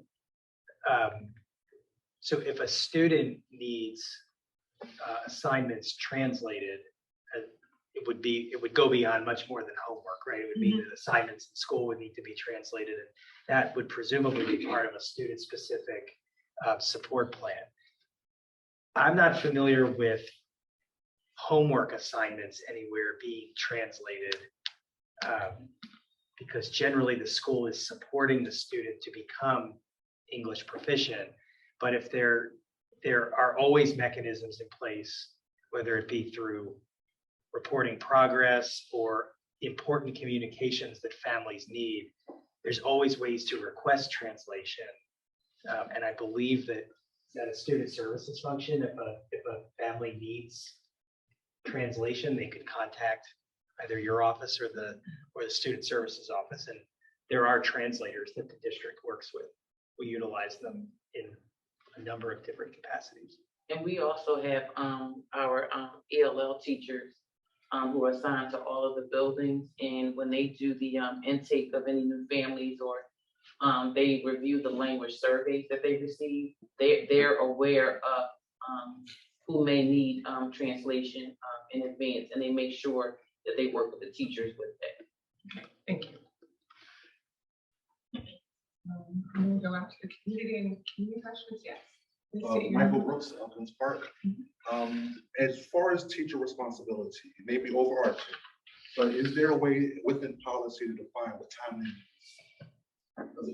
A lot of policies at least it becomes concrete and level as opposed to generic, when it comes to accountability.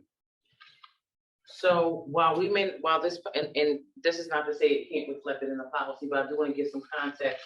At the high school and the middle school level, their handbooks do state what timely is, and timely does change depending on if it's a long-term or short-term project, and based on also what the teacher is expecting. So it can fluctuate, it can be flexible. I do know, again, that currently, just off the top of my head, our middle school and our high school handbook do give a timeline, but I'll defer to Mr. Diazio about where that fits in the actual policy. Thank you.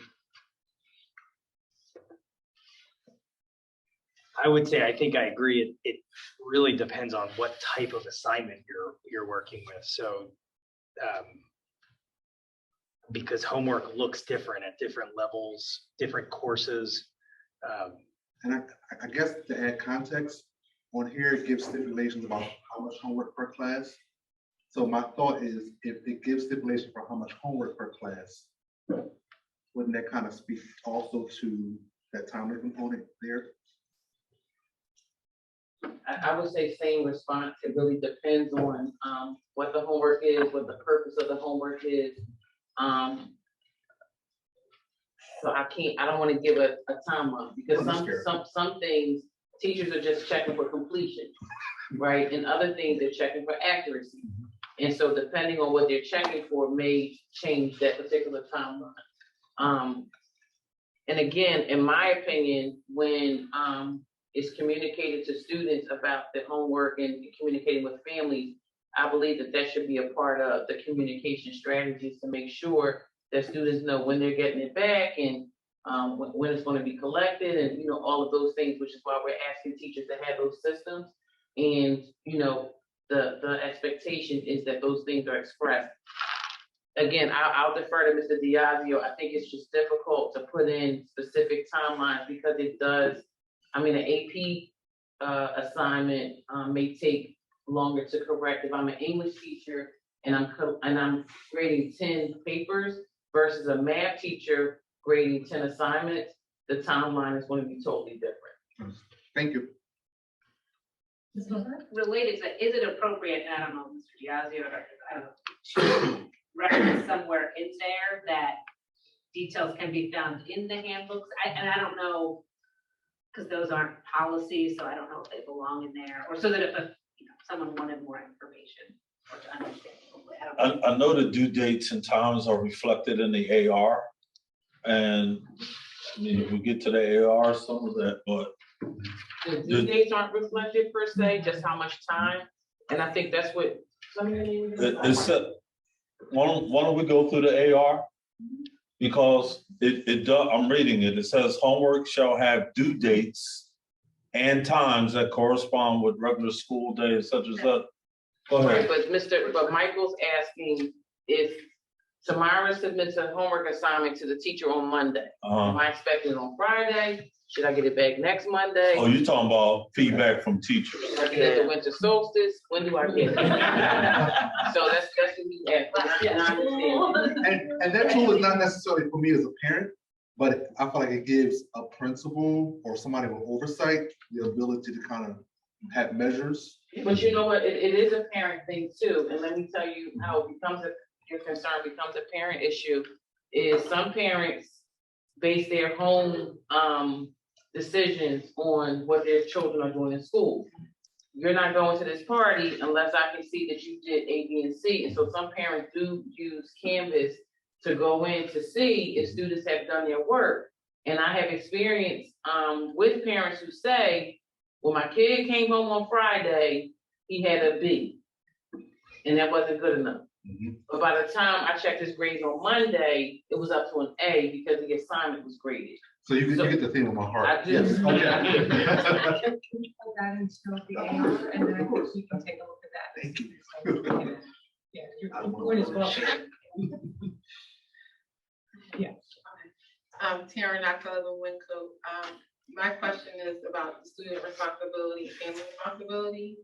in terms of accessing assignments, and then in terms of just the families making sure they have the proper workspace or proper environment for them to get their work done, just piggyback off of Ms. Henry's comment about support. So I have a high schooler, we entered the school district when he was in 8th grade and during the COVID year. All of his assignments have been through his Chromebook, so the general expectation would be that they're going home to Wi-Fi. Is there something in place if a family does not have access to Wi-Fi? Because I can't recall, since my son has been in the district, any assignment that he's gotten that's been on paper. Almost everything, besides a project, everything has been through the Chromebook. So if he does not, we have access to Wi-Fi, but if there is someone who does not go home to Wi-Fi, how are they supposed to access their assignments? How are they supposed to print the assignments? How are they supposed to turn them in if they cannot access it on their Chromebook when they get home? And I would say that all of our assignments that we post on Canvas can be done paper and pencil. And we would just, that's that big communication piece that we're asking from families and from teachers to communicate that, to make sure that there is a printable option for Canvas. And to be honest, some kids are still getting used to doing everything directly on the computer. So it really doesn't have to be, I don't have internet. It could be, I need to touch the paper. It works better for me to kind of start working on the paper. So that's the communication aspect that we're asking for, to let us know I'm not going home to internet, so I won't be able to draw whatever on the stylus and make a and do the actual homework into the digital version. But all of those digital versions can be printable. Okay. And so we can make that available by saying to teach. I mean, teachers can, you know, and a lot of our teachers already do this. They'll have a space in the room where they do have print copies of things for kids to pick those things up to do them paper pencil if necessary. So I would say communication is the big way to address that, to let the teachers know and let the school know that digital work, for whatever reasons, is challenging. Okay, thank you. Any other comments or community? Yeah, can I follow up on that point? Sure. It feels like it might be appropriate to codify that right in policy, right? So that way, the basis of the idea that we as a district are saying that if you do not, for whatever reason, have the ability or the comfort to do a task digitally, that there's an expectation you would be provided a physical ability. And see, for me, that's covered under the principal's responsibility, because they should be making sure that we're following this policy to make sure that families have everything. To me, that's a part of making sure that families have the resources that they need to support the children. Understood. So it is captured at a higher level already. In my opinion, makes it sense. is. I know but if you're, you wanna I'm go convinced. deeper- Yeah, I was gonna say, in my opinion, that's what we mean by making sure that there are no barriers to children completing their homework, whether it be internet. What if your Chromebook isn't charged up? What if your Chromebook is in need of repair? What are we doing in the meantime? So I feel like that. Yeah, exactly. Thank you. Thanks. Blanking on that bullet. Hi, Ross Whiting, Elkins Park. Two thoughts. One around inclusion, just very briefly. I see a lot of references to parents and family members. I would suggest including the title caregivers in many of these places as well. It's more inclusive generally for people who may not be parents or family members, but maybe caregiving to a student in the district. And under purpose, number 5, experience differentiation according to their needs. I know somebody already talked about differentiation of instruction. I think the heart of that might be getting at appropriate accommodation rather than differentiation, which is what I hear a lot of people kind of talking around, is we should be thinking about students in the ways that teachers are appropriately accommodating within their homework assignments towards their needs, so that maybe a student who has a particular accommodation related to their IEP have fewer problems to do, or have a different approach, or receive some kind of guidance around depending on what their IEP or appropriate needs are in the classroom. So those are my 2 suggestions for that. And I think the differentiation it's the umbrella over accommodations as well, because this is also for our general education students who don't have an IEP, who don't have accommodations, but it is allowing them to do the homework differently, differentiation, meaning that, you know, one kid may do that math problem better, pen, paper, and pencil. Another child may do it better using Legos, that the homework does provide differentiation regardless of, inclusive, I would say, of students with or without IEPs or 504. So for us, that differentiation is the larger umbrella of accommodations and anything else a child needs. And we don't want to make it seem like you need an IEP to have differentiation. All students can benefit from certain levels of differentiation in process, products, or process products. What's the other P? Process products. It'll come to me. But there are 3 things that you focus on with differentiation, which you can show. So kids can have a different product, process. Procedure. Is it procedure? Okay. I know it was another thing. So those are the aims with differentiation, and accommodations for students with IEPs absolutely fits with that as well. But again, we want something different. Yeah, is there a more appropriate place to put appropriate accommodation according to their needs, maybe experience differentiation and appropriate accommodation according to their needs? As I think that's- suggested. I think that's appropriate. And accommodate. You can just do that right to 5, can't you? Yeah. Yes. It's happening on this screen. And the, when this was dropped into board docs, all of our policies are written parents, guardians. That's the language we use in all of our policies.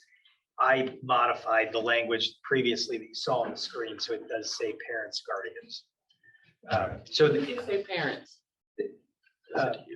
in the, you know, I. Like the families, like under guidelines number 3.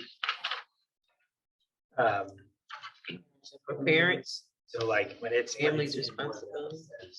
Parents and guardians. Yes. You won't see that on these materials. So. But it's in board docs, which is the version that will. Thanks, Ross. Yeah, of course. Any other board comments or comments from the community on the policy? One question, Julie. It comes over really loud. Does it really?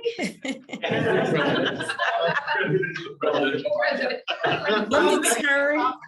That's usually not the problem I've had. People usually can't hear me at all. But hopefully this is better. I tried to turn down my my volume.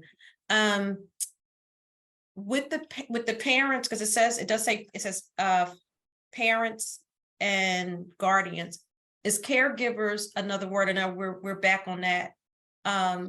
Because students may be with someone who is not necessarily, they may go to an after-school program, or they may be with a babysitter afterwards. So would it be more appropriate to have language that reflects that the person that's assisting is not necessarily a parent or a family member? We certainly can. Whatever language the board wants is fine. In most of our policies, we just use parents, guardians, but it's a good point.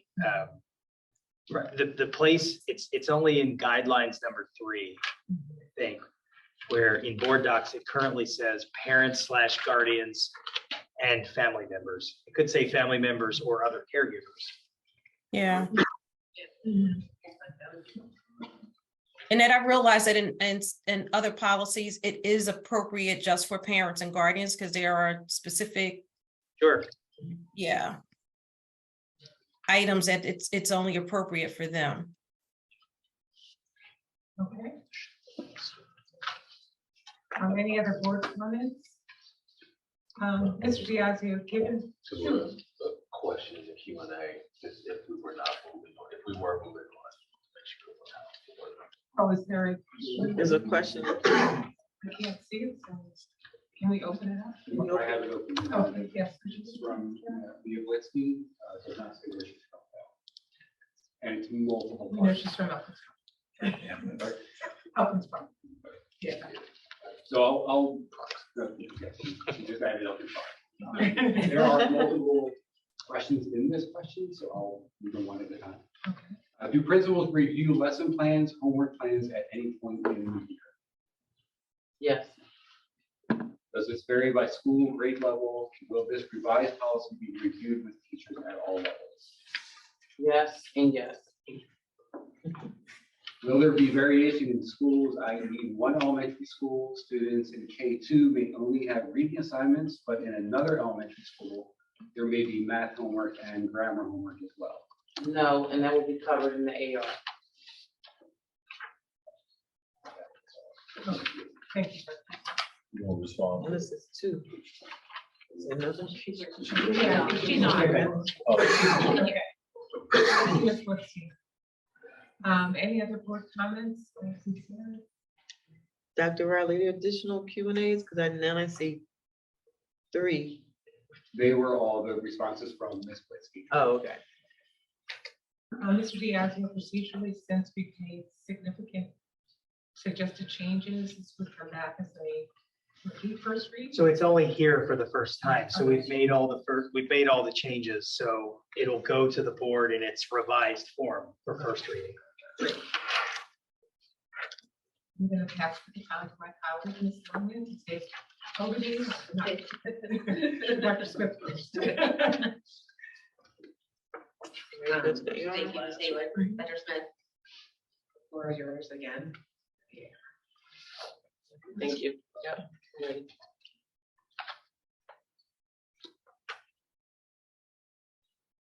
So again, as we lead into the AR, this is just a general statement.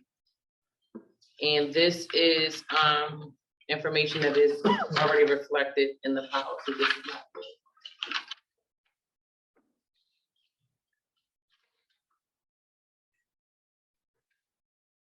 same thing here. This is not, this isn't new information, but just saying what homework is defined. And the reason why that's bolded is because some may say, well, oh, I just told the kids, when you go home to watch a TV show, and just think about it. Or I told a kid to go home and just do this one thing. We want to make it clear that at any point when we ask students to do things outside of the school day, it is homework.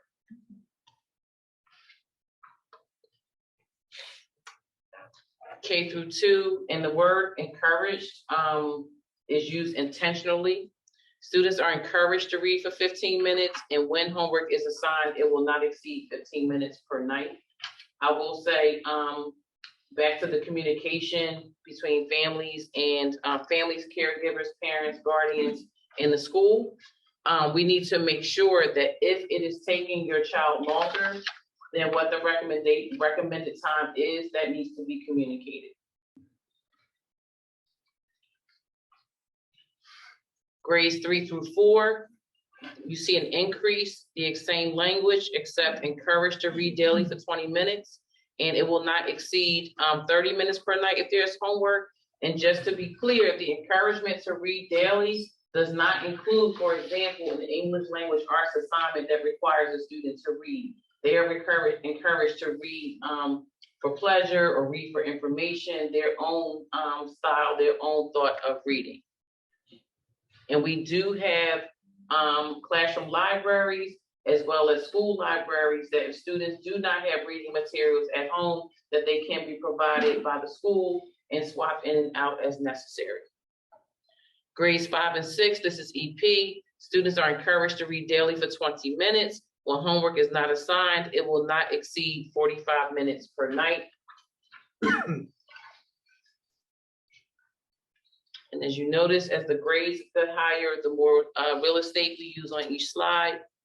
For grades 7 through 8, 20 minutes of reading is encouraged. Again, this is not including the reading teacher, the English teacher, the social studies teacher, or science teacher giving an assignment. This is outside of that. They're encouraged to do that for 20 minutes when homework is assigned. It will not exceed 75 minutes per night. And the teams will work together to ensure that there are no scheduled conflicts. There are no conflicts with scheduled exams. One of our former homework committee members asked a question, well, what happened to the blue and gold schedule we talked about? Because we did tease out an actual schedule where, for example, math and science teachers could only give assignments on Monday, Wednesdays, and the other humanities teachers will only give assignments on Tuesdays, Thursdays. And so when we presented that to the larger teacher group, we began to see how complicated and convoluted that could be, because depending on what was going on, depending on what's due, as a math teacher, I may need to give homework on a Tuesday. I may need to take a Monday. And so what we've done is we've charged the principals through their supervision of these team meetings and teachers to, again, collaborate with one another, communicate with one another to ensure that your team knows I'm giving my big exam on Thursday. I got first dibs, whatever the topic may be, so that the other teachers and your other colleagues know that this is a heavy load, that the English teacher doesn't assign a big paper the same day that the math teacher is given this big assessment. And so far that has worked. And we have asked, principals have asked teachers as well as students to report back if there are conflicts where colleagues are not honoring the system of making sure that there is a review of scheduled tests, scheduled exams, scheduled big projects.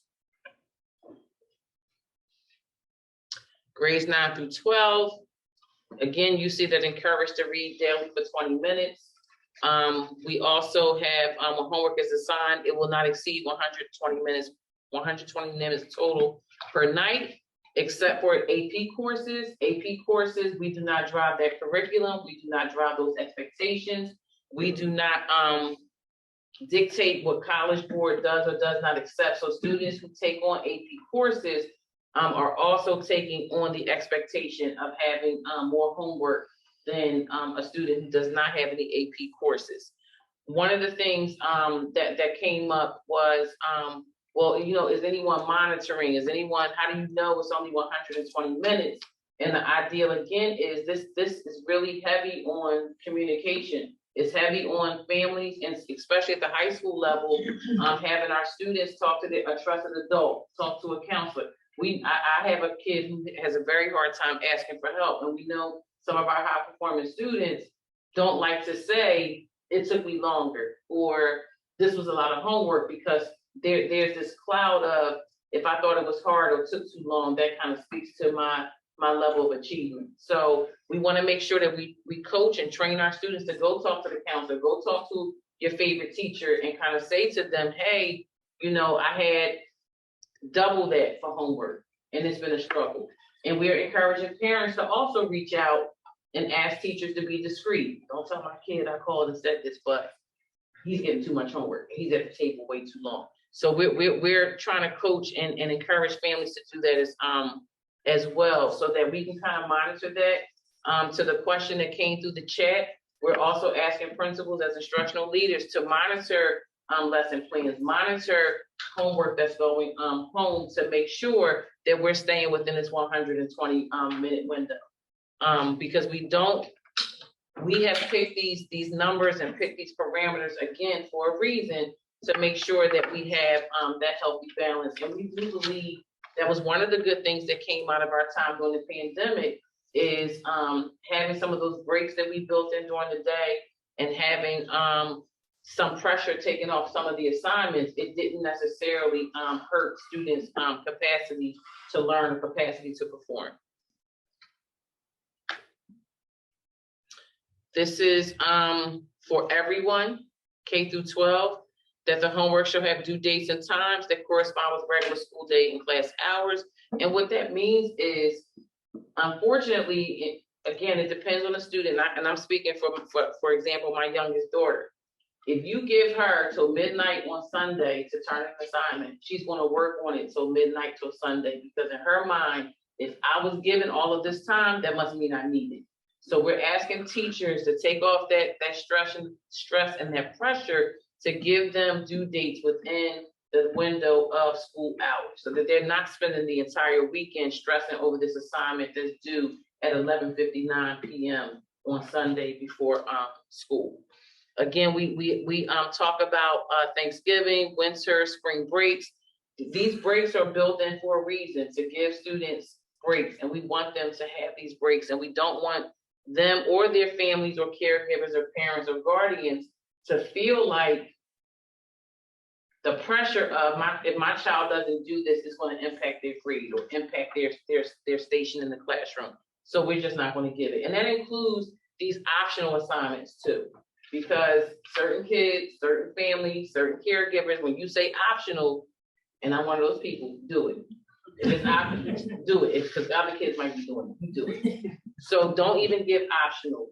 Don't, the same way we don't have practices and certain school events during holidays so that people can have these religious observance, we're not giving homework around that time either. We need to be very cognizant of, again, the students' school and home balance. We're also asking that as we enter PSSA seasons and Keystone seasons and AP courses, again, that we're mindful about homework, because we want kids to get a good night's rest. We want them to kind of bring the anxiety down and not feel like I have all these other things plus this test. So we want students to be able to focus, so that language is in there to guide our staff with that when they're giving out homework. This captures long-term assignments and projects, because there may be occasions, K through 12, where there may be assignments that don't take up one night, that may have more of a long-term goal. So students may receive assignments and projects that require more than 5 days to complete.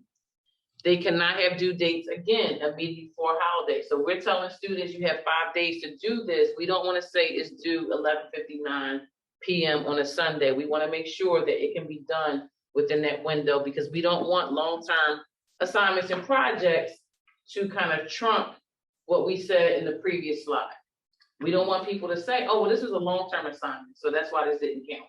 So we want to make sure that everyone knows that long-term projects and assignments are held to the same standards as what we would consider to be quote unquote typical homework.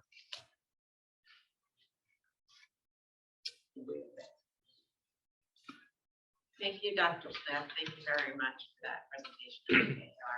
I'll start with the board. Any questions for board members? Mr. Khan? So I have several. One is understand the intention of and a lot of these, the slides obviously follow the same context for most part of different grades. So the first comment or question is regarding the reading for 20 minutes. And then again, it may vary for students to get older. So it says 20 minutes, and I'd like it to be consideration for it to be a minimum of 20 minutes or 20 minutes or longer as time allows. So not for it to be literally just stuck on 20 minutes and not having like that be a magic clock where it has to end. Again, I don't want to make it onerous on students. I want to have 20 minutes be the minimum, so to speak. Again, in a way which allows flexibility. So, or longer if more time allows to do that, so without being onerous. So adding the word "at least" before all of the daily reading requirements. I would say at least, but at least without being too semantic about it, I think is a little bit troubling, because at least I think implies that they should do more, again, going down back to the optional. So I think maybe if you do 20 minutes or longer as time allows or something of that sort.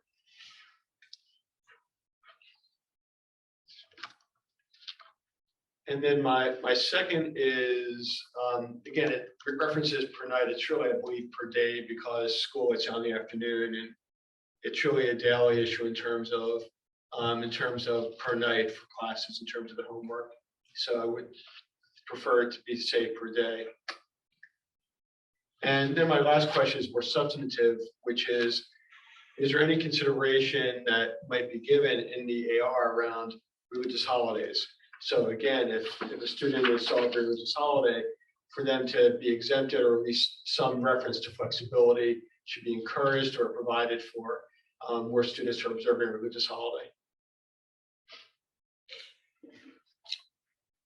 Yes, so I just addressed the first item in board docs. No, you're good. So per night, changing to per day, that's number 2. And I heard you say, should the AR address accommodations around religious holidays? Yes. So we talked about that.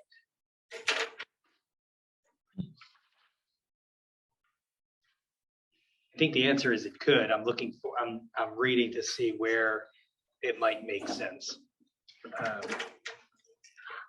For the religious holidays, go down. I mean, go up. Right there. Homework should not be assigned or given. Over a weekend, Thanksgiving, winter, spring breaks, and during observance of religious holidays. That's great. Or spring breaks. Or during periods of religious holiday. For observance. During observance. Thank you very much. Sure.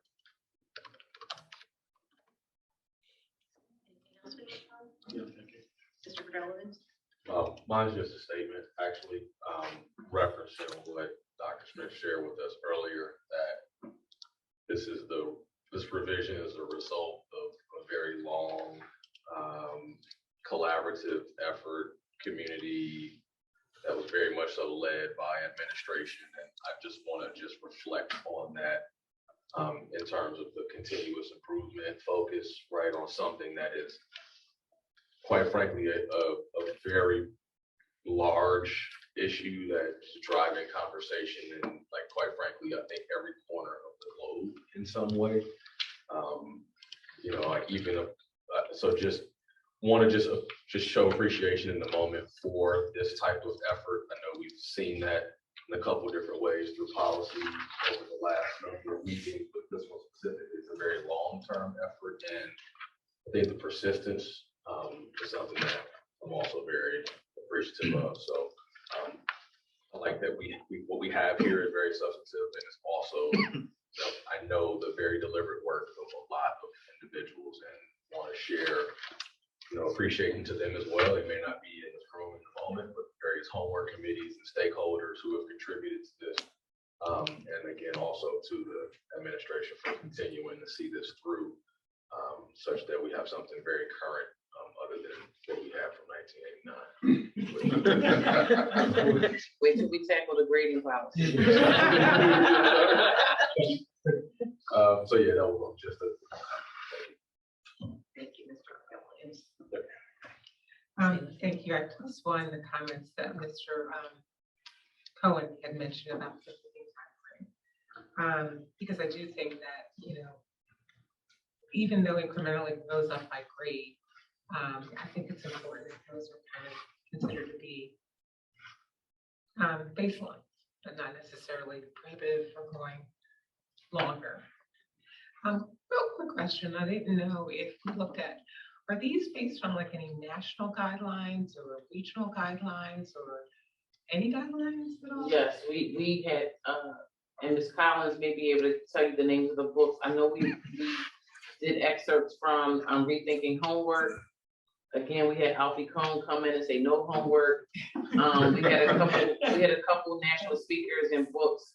Go ahead. Douglas Reeves as well, in addition to a number of articles from ASTD and resources as such to support them.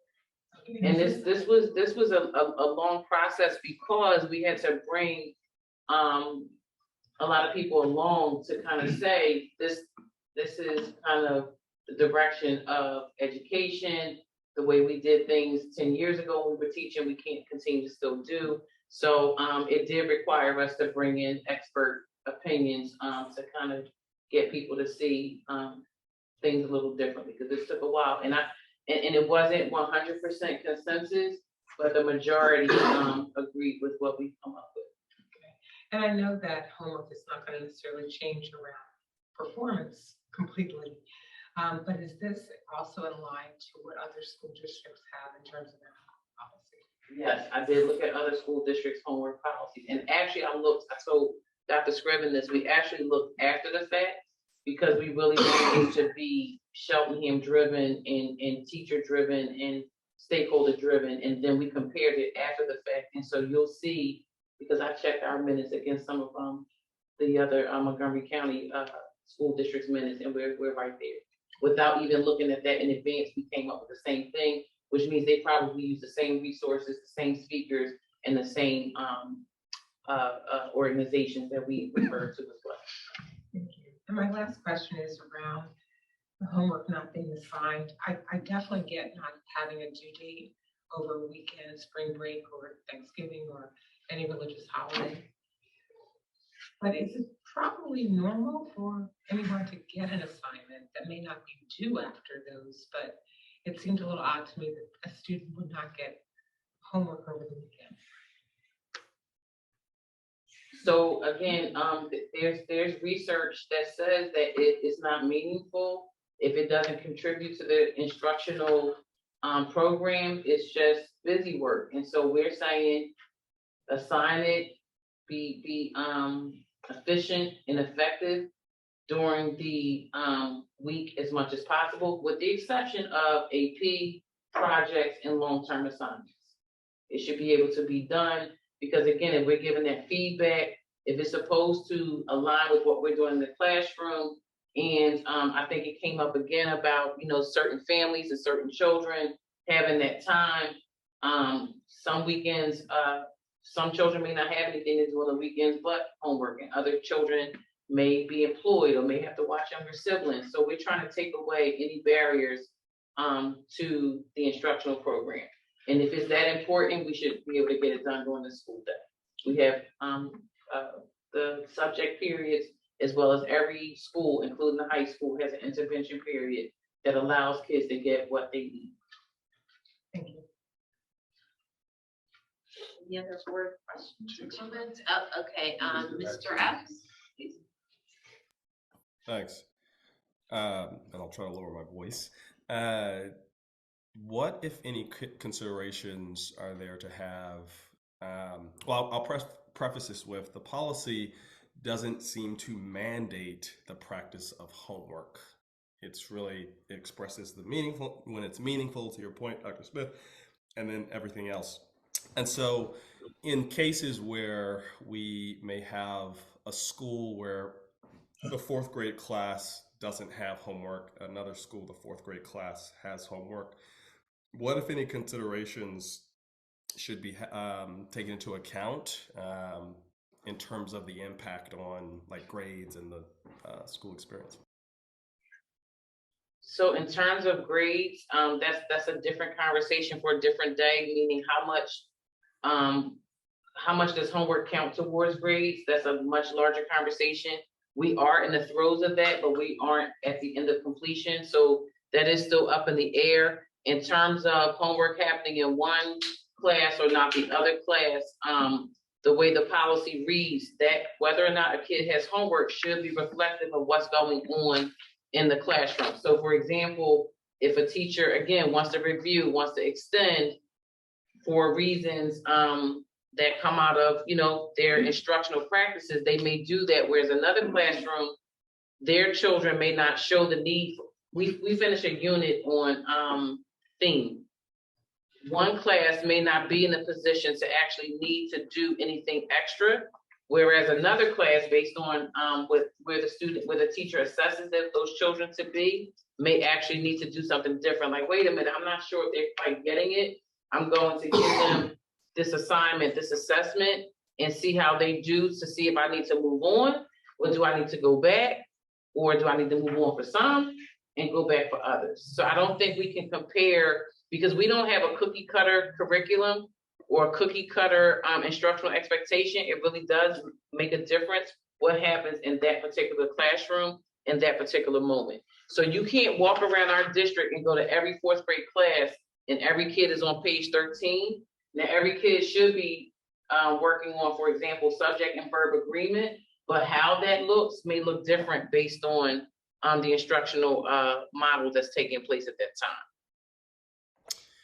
Yeah, I'll await the grading because that's where more of my interest lies. For example, I have second graders at Cheltenham. Second grade at Cheltenham doesn't have homework. I believe second graders at Myers have homework, right? They don't have letter grades right now. But yeah, I think it's more of a grading conversation. So I'll pause here. I'm just going to pause. Any other questions, Mr. Knox? No, thank you. Ms. Henry? And I just had one comment, which was my questions got answered in the AR in terms of how much homework and teams working together, teachers working together. Thank you. Ms. Milner? I don't want to, as the co-chair, I want to make sure everyone else does. All right, I want to just reiterate, and I know some of my, I think, Mr. Williams and Ms. Haywood have talked about it, but I was one of those parents that was on this this homework committee.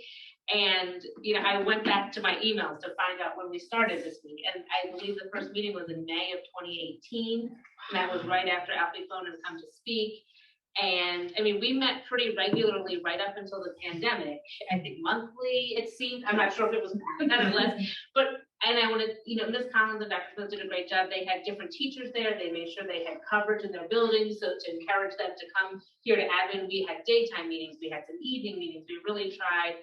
I guess if we had used Zoom back then, we would have had that too, but we didn't. But it was great to be in this space, you know, reading articles, and you know, different people would come with different things they had found, you know, in the last, since we've met last. So it really was, you know, a robust discussion. And I will be frank that I was one of those parents, and I still am, that would, you know, the homework policy would say there is no homework.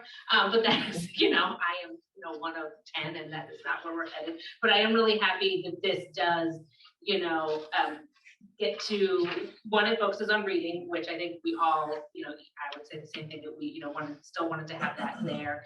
And that, you know, the important thing to me is that it's when it is assigned, because it's not the default that it is assigned. Because if the default is that you assign homework, then it is, sometimes it's just going to be busy work, because it can't be meaningful every single day, all day long, especially for our younger kids. In my opinion, anyway. So I am happy that, you know, we're heading this direction, and I'm glad to hear that some of this work with teams, especially at Cedar Brook and then at the high school, is already kind of beginning coordinating, you know, so that students are not overloaded. And, you know, I can only speak for my students, and they are not. And so I'm happy, you know, to see that, you know, in actually happening. I have two questions. I think the paragraph after all of the different grade breakdowns, the homework shall have due dates and times. Dr. I know you said that that applies to everyone, but then I couldn't tell if that did apply to AP courses or not. This paragraph. It applies to everyone except, yeah, everyone, yes. Okay, even AP, okay, great, that's what I was hoping to hear. And I guess then my kind of adjacent question is, you know, and we talked about this a lot when the committee met, you know, how initially we wanted it to all apply to AP courses, and then, you know, you have some more discussions and figure out, you know, with CIPD, how does teachers, how does it have to work? And, you know, clearly it could not quite work. I do still have a concern though, when you have the encouraged 20 minutes plus 120 minutes for all courses except the AP, but if the student has, especially with block scheduling, you know, if they have 2 or 3 AP courses, that doesn't leave very many other, I do have concerns about how that really plays out for some students. And, you know, we pride ourselves, rightly so, on having this really robust honors and AP offering, you know, and that's important to us. And we encourage students to challenge themselves and to take those classes. But I don't want them to kind of shoot themselves in the foot that they, you know, maybe the AP class is a stretch for them. And that's great that they're doing that. We want them to. And then, you know, if they have, I don't know, I don't have a kid with an AP course, but 60, 120 minutes just for that one class in one night, then you're looking at what, 4.5 hours? And we also want our students to play sports and do clubs and maybe eat dinner with their family. And, you know, the young, you know, doesn't apply to the older kids as much, but like, I don't know, have 5 minutes in the sunshine, you know, when there's daylight, you know. So I have concerns about that balance. And I think the way that we begin to address that is to survey and poll and talk to children who do take multiple AP courses or have schedules for AP courses. And we have taken on that before. When I first came to the district and there was a 7-period or 8-period day, kids were allowed to have class during lunch and not have a lunch period to take an extra AP course. And we eliminated that. Yeah. So we're very sensitive to that, but that was happening where kids were allowed to have no breaks and just And we took that away. So the way to address that is to really, check in with the children and say, and then again, through a survey that doesn't require students to kind of put themselves out here, to just find out, is it overwhelming? And then we reconvene as we do with our AP teachers, Ms. Collins, and Mr. DeAndre at the high school, and say, hey, this is what our children are telling us, what can we do? That sounds, I mean, they're the ones that can tell us. My son takes multiple AP courses, and that is a definite collaboration with counselor. What AP course he's taking, he's not going to take an AP course that's heavy reading with another AP course that's heavy reading. So that is definitely a balancing act. You will get pushback from the counselor if that workload is too strenuous. Like, that's a reality. Like, don't shoot yourself in the foot. You're taking AP classes because you're setting yourself for a better college. But at the same token, you don't want to get a C in an AP class because that gives a counter approach. So there's definitely collaboration.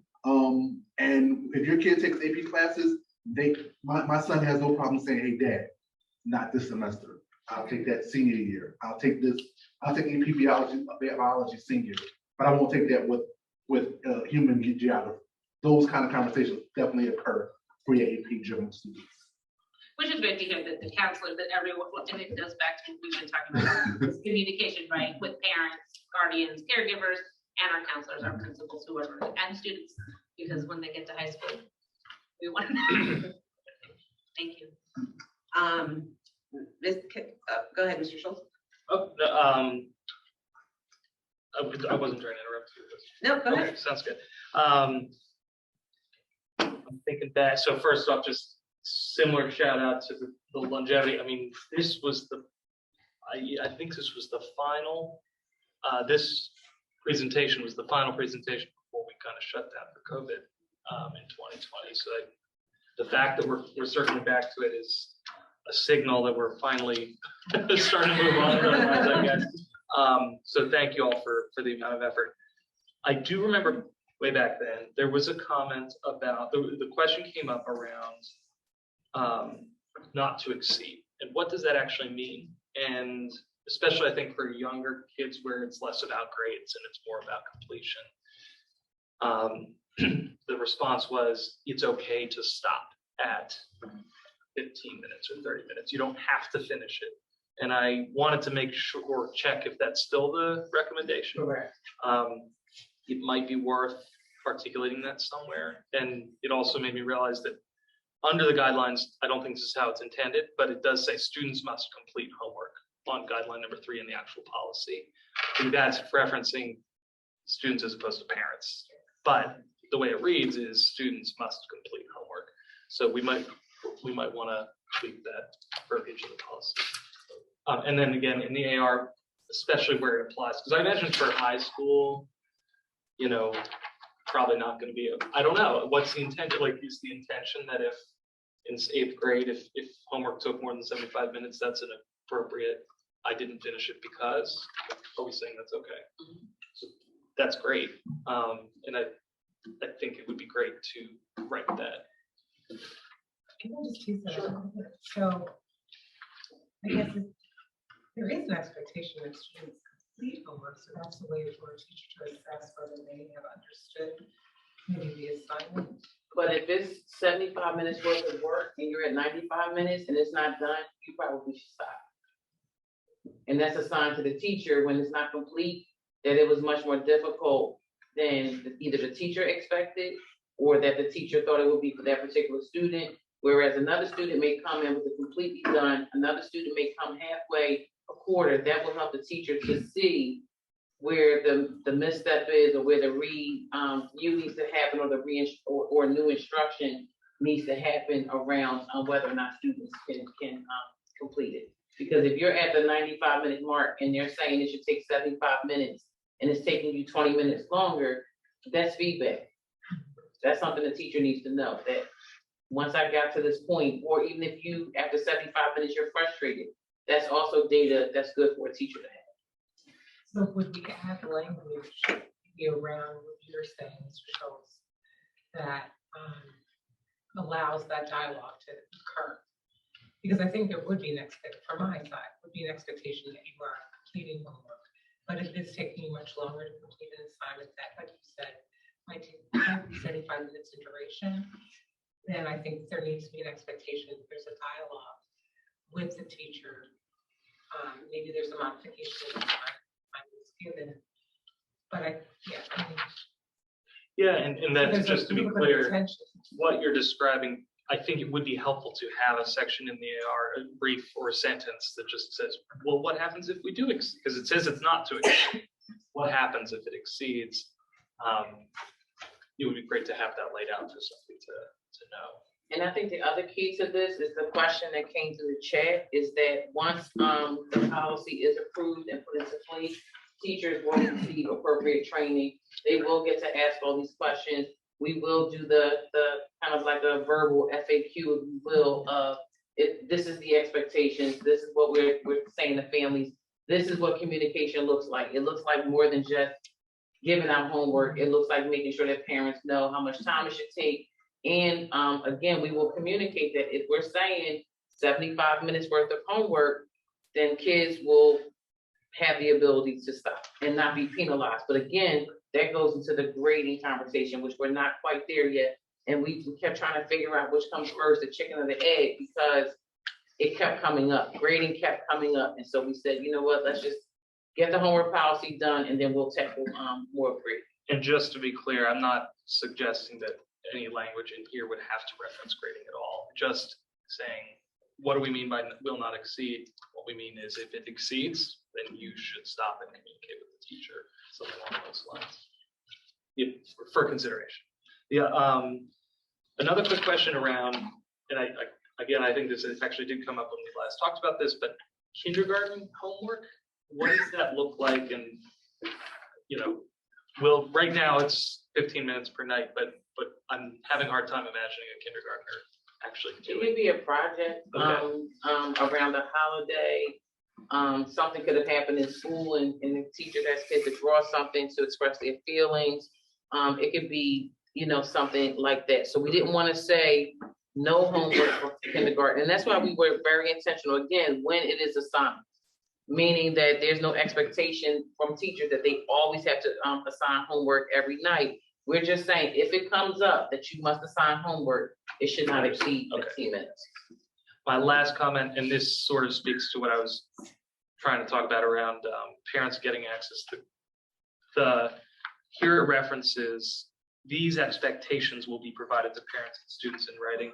And I wonder, since homework is such a unique policy, would it be appropriate for us to say that parents will be given a copy of the administrative regulation and the homework policy, or at least referenced to it at the beginning of each year? So the spirit of that was that this would appear in each school's handbooks as appropriate. So once parents and guardians and caregivers, family members receive the handbook, they will have the language around homework. That will be a prominent section in our handbook so that they know exactly what homework looks like at each grade configuration. K through 4 will look the same regardless of which K through 4 building you're in. The other buildings will look different because of the different grades and the different expectations. Thank you. I just wanted to quickly say, and then I'll open it up to the community. Thank you to everyone involved with this policy and the many years we spent working on it. It's much appreciated. I also appreciate Dr. Smith reiterating the point about working with staff to understand their expectations now under the policy. I think that that's going to be interesting. As one board member who has a student who has 3 AP classes and an honors class that actually takes more time to do the homework than all the 3 AP classes is going to be, see that one honors teacher is going to have a real challenge in terms of scaling back that homework. And I also appreciate, as everybody else has been saying, the growth mindset about this. So the point of homework is not just give homework. The point of homework is to do a variety of different things, but not just say we've given homework. So I appreciate that as well, because I do feel like there's been quite a, in the course of my kids' time, that they've done a lot of a lot of homework that I'm not sure ever really gets checked, or not really entirely clear what the purpose of it is. So I appreciate that effort to try to corral that. So I will open it up now to community members or if anyone in the chat or Zoom.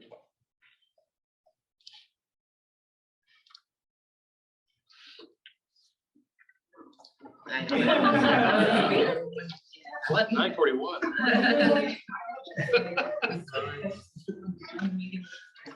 We can make it 19. Absolutely. Yes. Yes, thank you, Dr. Smith.